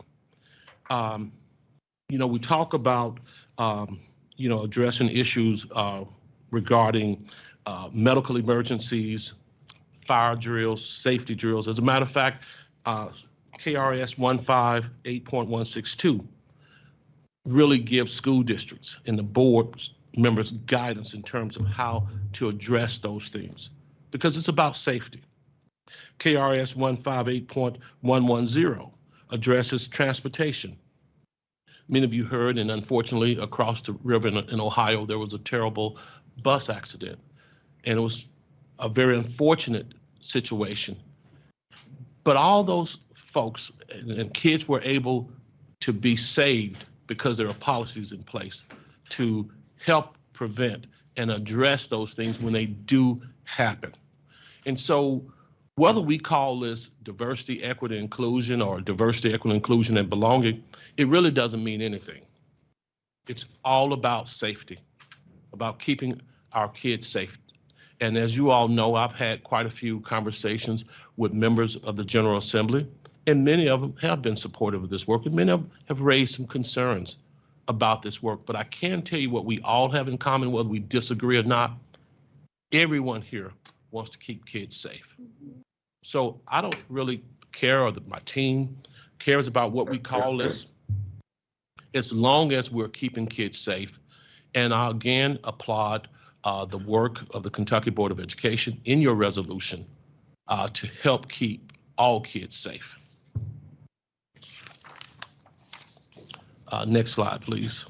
You've already heard from Mr. Cox about one of our many partners for our before and after school program, and we have many other partners out there. And I also want to take this time, and Interim Commissioner Fields didn't know I was going to say this, but she and her Department of Budget and Financing has been emphasizing for the last several years, find some high quality programs, help build high quality before and after school programs to help close these achievement gaps. And Mr. Cox's program and some of our other programs have done just that. So, Robin, I want to personally and publicly thank you and your department for helping support us in that endeavor. Okay, next slide, please. For the sake of time, I will not click on any buttons here and go through any of these items here, but please, I encourage you to take a look at some of these highly effective tools that are utilized by the DEIB team here. And these are tools that are being accessed by districts and individuals and even school districts and state departments of ed across the country. And taking a look at some of these highly effective tools that are being used here in Kentucky.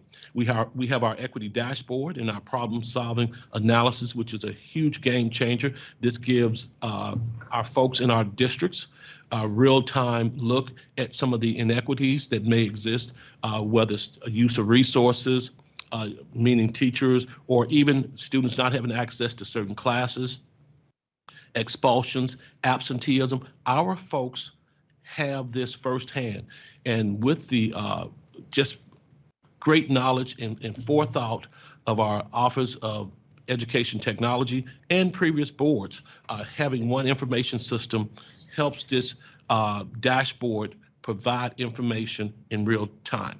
Also, one of the books that we use quite frequently is Street Data. It's a book that really elevates student voices. It's a book that really looks at the experiences that students bring, the assets that they bring to school, as Dr. Sweeney often says. Then also, if you click at the bottom, you'll see our equity dashboard usage and how that has gone up exponentially. Next slide, please. So when you have to, go ahead, Dave. Go ahead and you can click through. You can click through them. I'm not going to talk much about them. The only thing that I want to make a point of emphasis is that our DEIB team or division does more than what is stereotypically assigned to DEIB. You can see there are a ton of things, there are a multitude of initiatives that this team does through the Office of Teaching and Learning. And I won't go through each one of them, but I'll go ahead and Dr. Brewer, thanks for loading that up. We'll go now to the next slide. We'll go through the next slide and talk a little bit about some of the DEIB supported enrichment programs.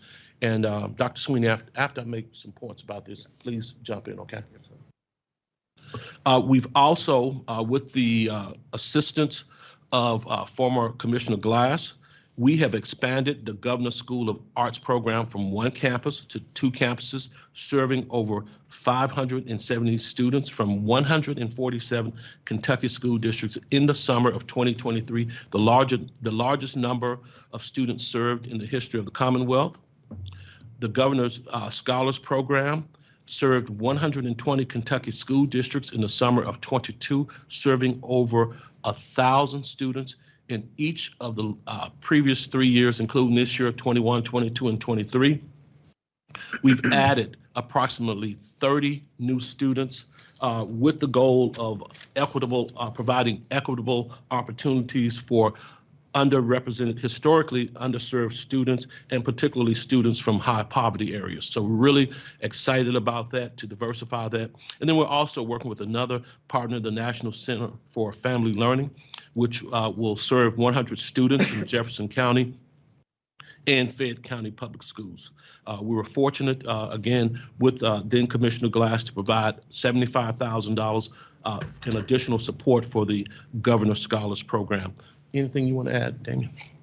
No, I would just say this. I loved how Dr. Tucker mentioned you can't really put our work in a box.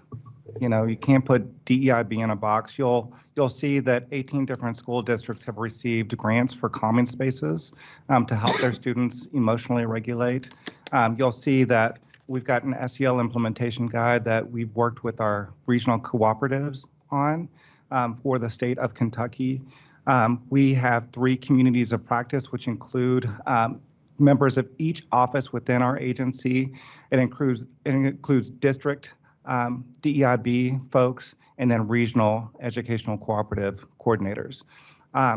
We are working on things like, I was in Ashland, Kentucky today, leading the new school counselor academy. So we're working to build capacity of our educators.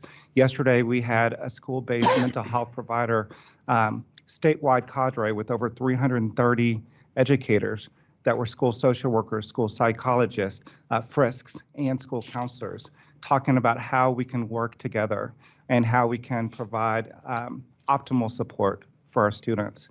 And then it can't be reemphasized enough.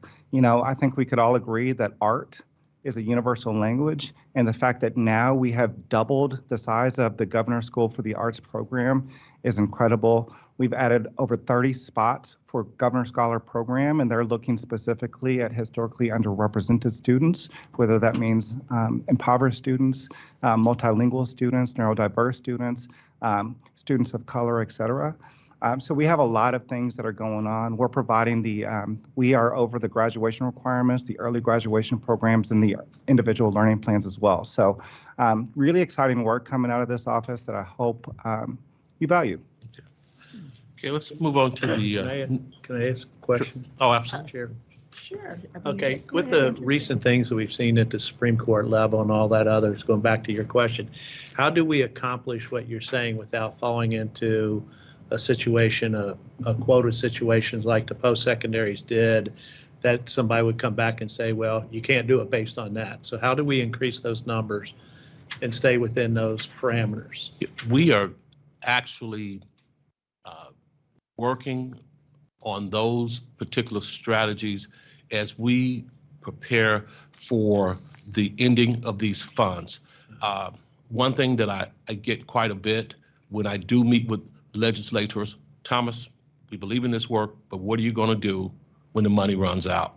And so we're partnering with our Friskies. We're partnering with our education co-ops, and we're asking them to also engage in community outreach with their business partners. We also have additional federal programs that we really have not tapped into to support before and after school tutoring. Mr. Cox, I want to give him a huge thank you because I sent him a couple agendas, and the only agenda he got was that to be here tomorrow as opposed to today.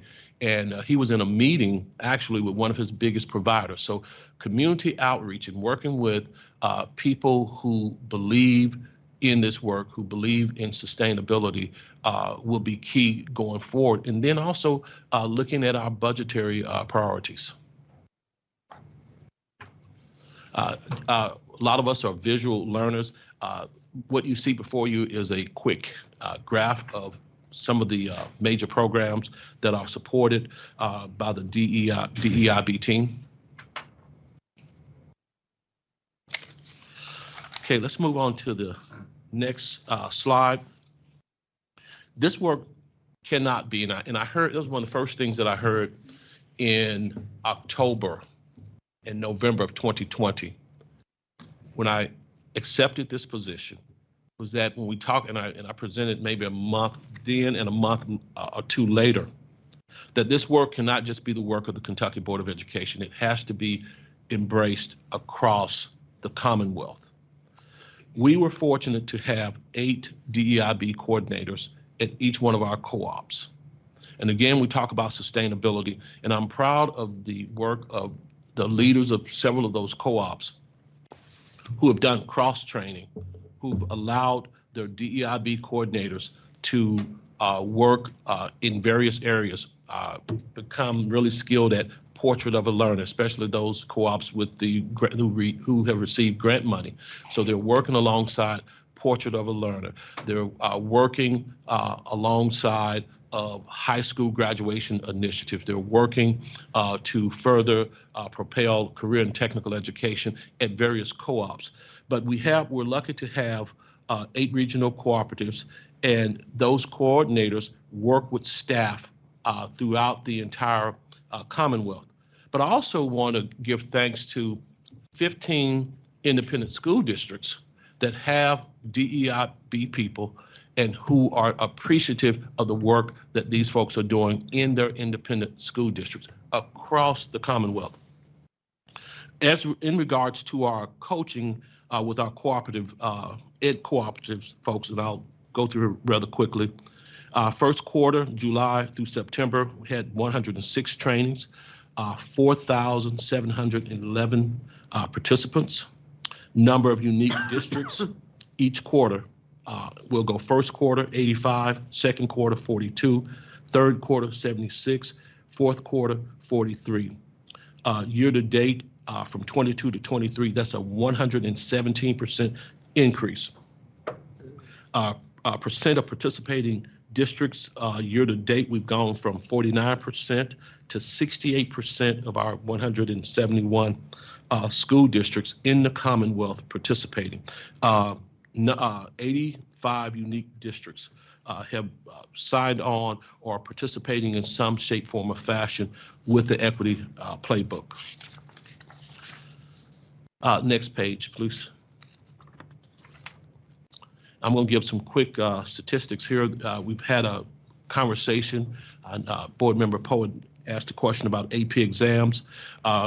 The department, through the support of Commissioner Kinney and her department, we've been able to save families here $30 million in AP exams, zero money spent for students on free or reduced price meals, $0 for students taking AP computer science regardless of their financial situation, $12 for a standard fee for AP exams. That's an 8.2% increase in 2023 exam takers from the previous year, a 6.3% increase in exams taken, and 9.1% increase in passing scores taken in 2023. Next exam that's broken down by various student cohorts. Increase in exams taken by populations, 8.5% by Asian students, 14.6% by Black students.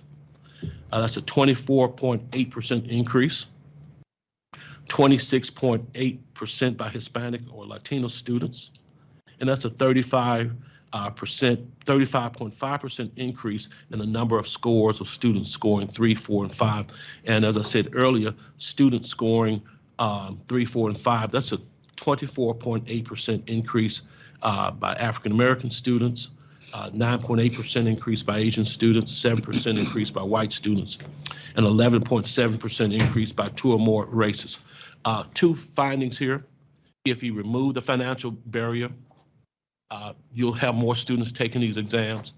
And 2, and the message we've been able to send to all of our school districts, if you remove the gatekeeping mechanism, your scores are not going to go down. That's one of the biggest fears I would hear as 14 years as a superintendent. Oh my God, if we open the floodgates up, our scores are going to go down. That is not the case, and it's certainly not the case in Kentucky. Kentucky is used as a national example of how you can make AP test takers almost 100% available for students, and your exam's not going to go down.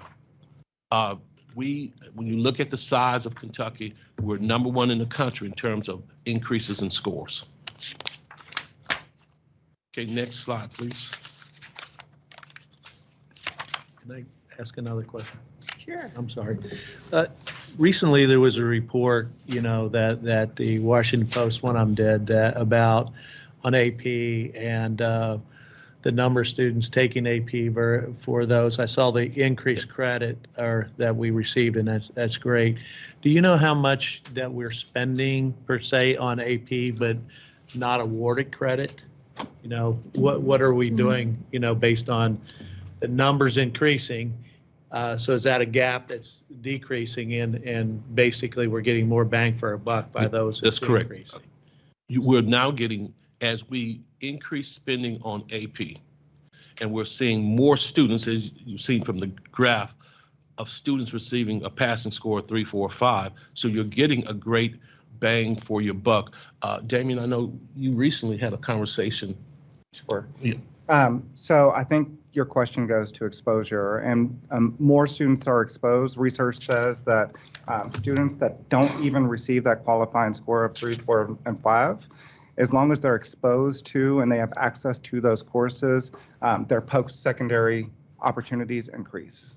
Okay, can I Yes. pipe in a little bit Sure. here? So my experience at my children's high school is they can't even find AP teachers. And so the kids at that school aren't even getting access to the AP courses. And because of that, the coursework, the sequential of it, so like this year, there's no AP Calc class offered at their high school. They only had 10 kids in it last year. New teacher, I don't think very many of them passed at all. So how are we addressing that kind of equitable issue when we don't even have the teachers in some of these high schools where the kids don't even get a chance to take these AP courses? That is a beautiful question, as have been all of the questions. Last summer, and we worked with team folks here, folks from Todd's office, obviously from Robin's office, to work closely with Advanced Kentucky. Because the key here is not just offering the courses, it's providing professional development, providing opportunities for teachers to have a greater affinity for teaching the courses. And also supporting our teachers with ongoing, not just the one-shot summer. They have a summer program where teachers come in, especially your novice teachers are paired with veteran teachers to really gain a greater affinity for teaching the courses. But we're going to have to continue working closely with Advanced Kentucky to hopefully, with some of this AP funding, to provide professional learning, or PD, for teachers. And again, this goes back to the language that Dr. Sweeney just talked about, adding that additional language. Why are we just letting the money roll over and roll over? Why can't we simply provide greater professional development for teachers, greater access to students, and provide tutoring for students? Maybe a little later after dinner, I could tell you this works, how we were able to do this in Worthington, Ohio. So that's how you began to close those opportunity gaps. Okay, we're going to quickly talk a little bit about the equity playbook and coaching, and I'm going to turn over to Dr. Sweeney for a few minutes, and we'll get him queued up here in 30 seconds to talk a little bit about this. We all need coaches. Players need coaches, educators need coaches, especially our novice teachers. When we see how the profession is turning over right now, we need coaches. Here in Kentucky, the first state in the Commonwealth to provide free coaching among for those 5 pillars we talked about earlier in the year, or any problem of practice, we can provide free coaching to classroom teachers, instructional leaders, principals, and superintendents to address their academic problems of practice.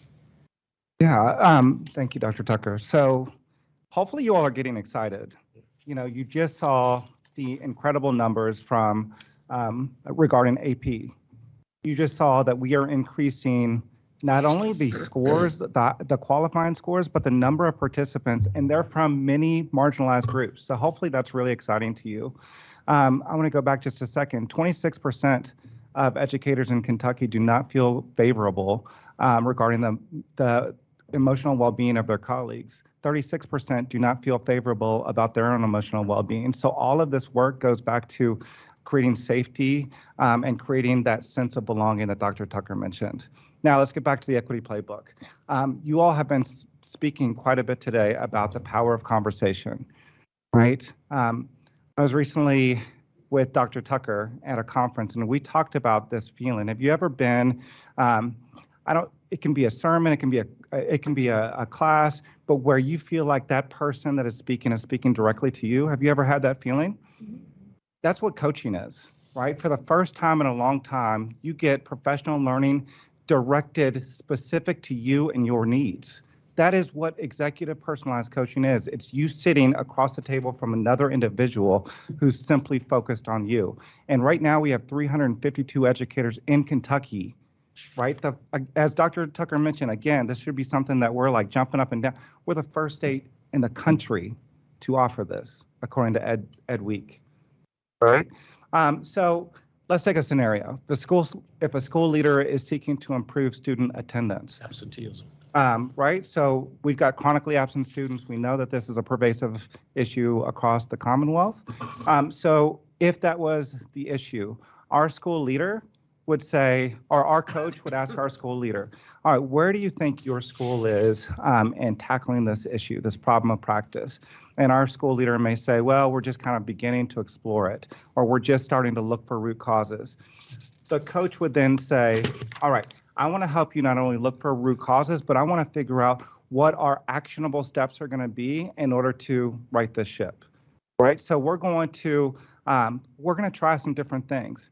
How do you feel about doing home visits? How do you feel about having each educator make 10 phone calls a week or 5 phone calls a week to families to strengthen those relationships? We're going to try different things, and that coach is going to be able to bring different opportunities and resources and ideas.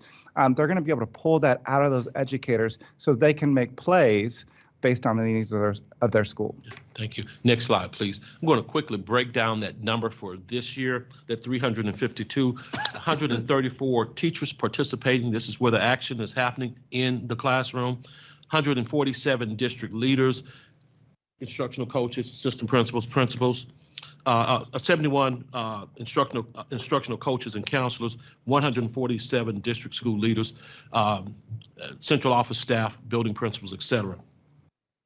The goal is to have everyone on track where we are, and right now we're either at 90% or 100% on track to show progress in any of those growth areas. Again, like 5 problems of practice, 1 problem of practice could be student absenteeism. So our goal is to hit 100%, and we're pleased at where we are at this point in the year with 352 educators across Kentucky. Okay, let's talk a little bit next about the project effort and impact from 22-23 and the various coaching types, 22 to 23. Coaching classroom visits. Our coaches actually went into classrooms during real teaching, 45 classroom visits, 50 admin meetings, 52 workshop trainings, 70 other conversations with coachees, 76 debrief sessions, and 966 coaching conversations for 1,259 total coaching sessions or touching during the 22-23 school year. So now let's talk a little bit about the playbook. We had 55 focus schools that received coaching for district and school staff, as well as classroom teachers. In the comparison schools, out of 1,000 schools, 240 were determined to be well matched and statistically similar to our Kentucky Equity Playbook schools using 2022 baseline data. So we're setting this up to let you all know we're not just doing this work on a whim. We're keeping track. Again, conversations I've had with members of the General Assembly. Well, how do you know this working? What research that you have? We're keeping track not only here with the Kentucky Department of Education, but there's also an independent group that's doing this research project. May I ask a question? Absolutely. This is wonderful. I really applaud all the work you've done. But my big ask is, where are the parents and the community in making this happen? Well, one of the, and that's many of the beautiful questions that's been asked. One of the questions has to do with culture and climate.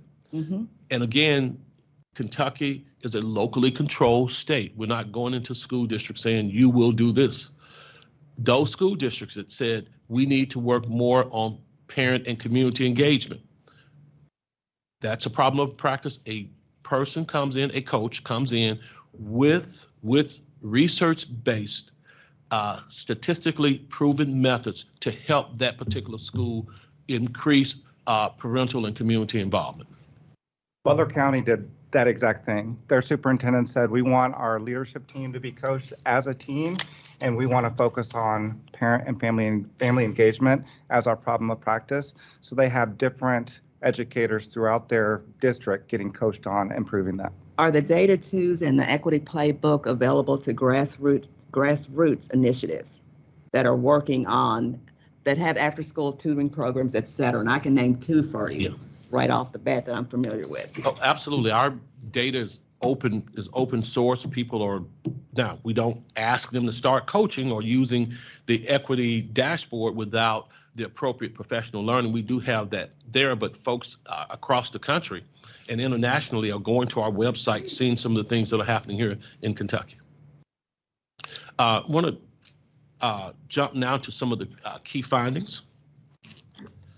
Students attending Equity Playbook schools, grades K through 12, were compared to students in statistically similar schools that did not participate. Equity Playbook students became more likely to test on grade level in science than their comparison school peers. Among schools with high percentage of economically disadvantaged students, students attending Equity Playbook schools became more likely to test on grade level in science and math than their comparison school peers. Again, this is the early data that we have right now. Once we finish up closer to the end of the school year, it will be a report, a white paper written for perusal and critique. Vice Chair Young. So you mentioned that there's a research group that's doing the collecting the data. So this is a propensity match, I suppose. Yes, yes. And who is that? LXD. LXD, as a matter of fact, I'll go ahead and highlight some of their findings here. LXD research analyzed data from the Kentucky School Report Card from schools that received the Equity Playbook intervention during the 22-23 school year. The majority, 5 or 7 grades in which the Kentucky Summative Assessment, KSA, was administered, had a reduction in the ELA achievement gap between white students and students of color for the 22-2023 school year. Now, the overall findings for ELA were mixed, but I think this is a nice bright spot when you're looking at Equity Playbook school districts. Thank you. Yeah, we're going to, next slide, Meredith, we're going to skip a couple so that we're staying on time here. I just gave you a high-level overview of the findings. So we're going to skip finding 2, percentage.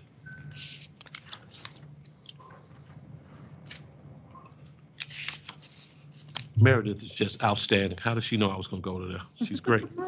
Okay, I think we have a couple minutes left.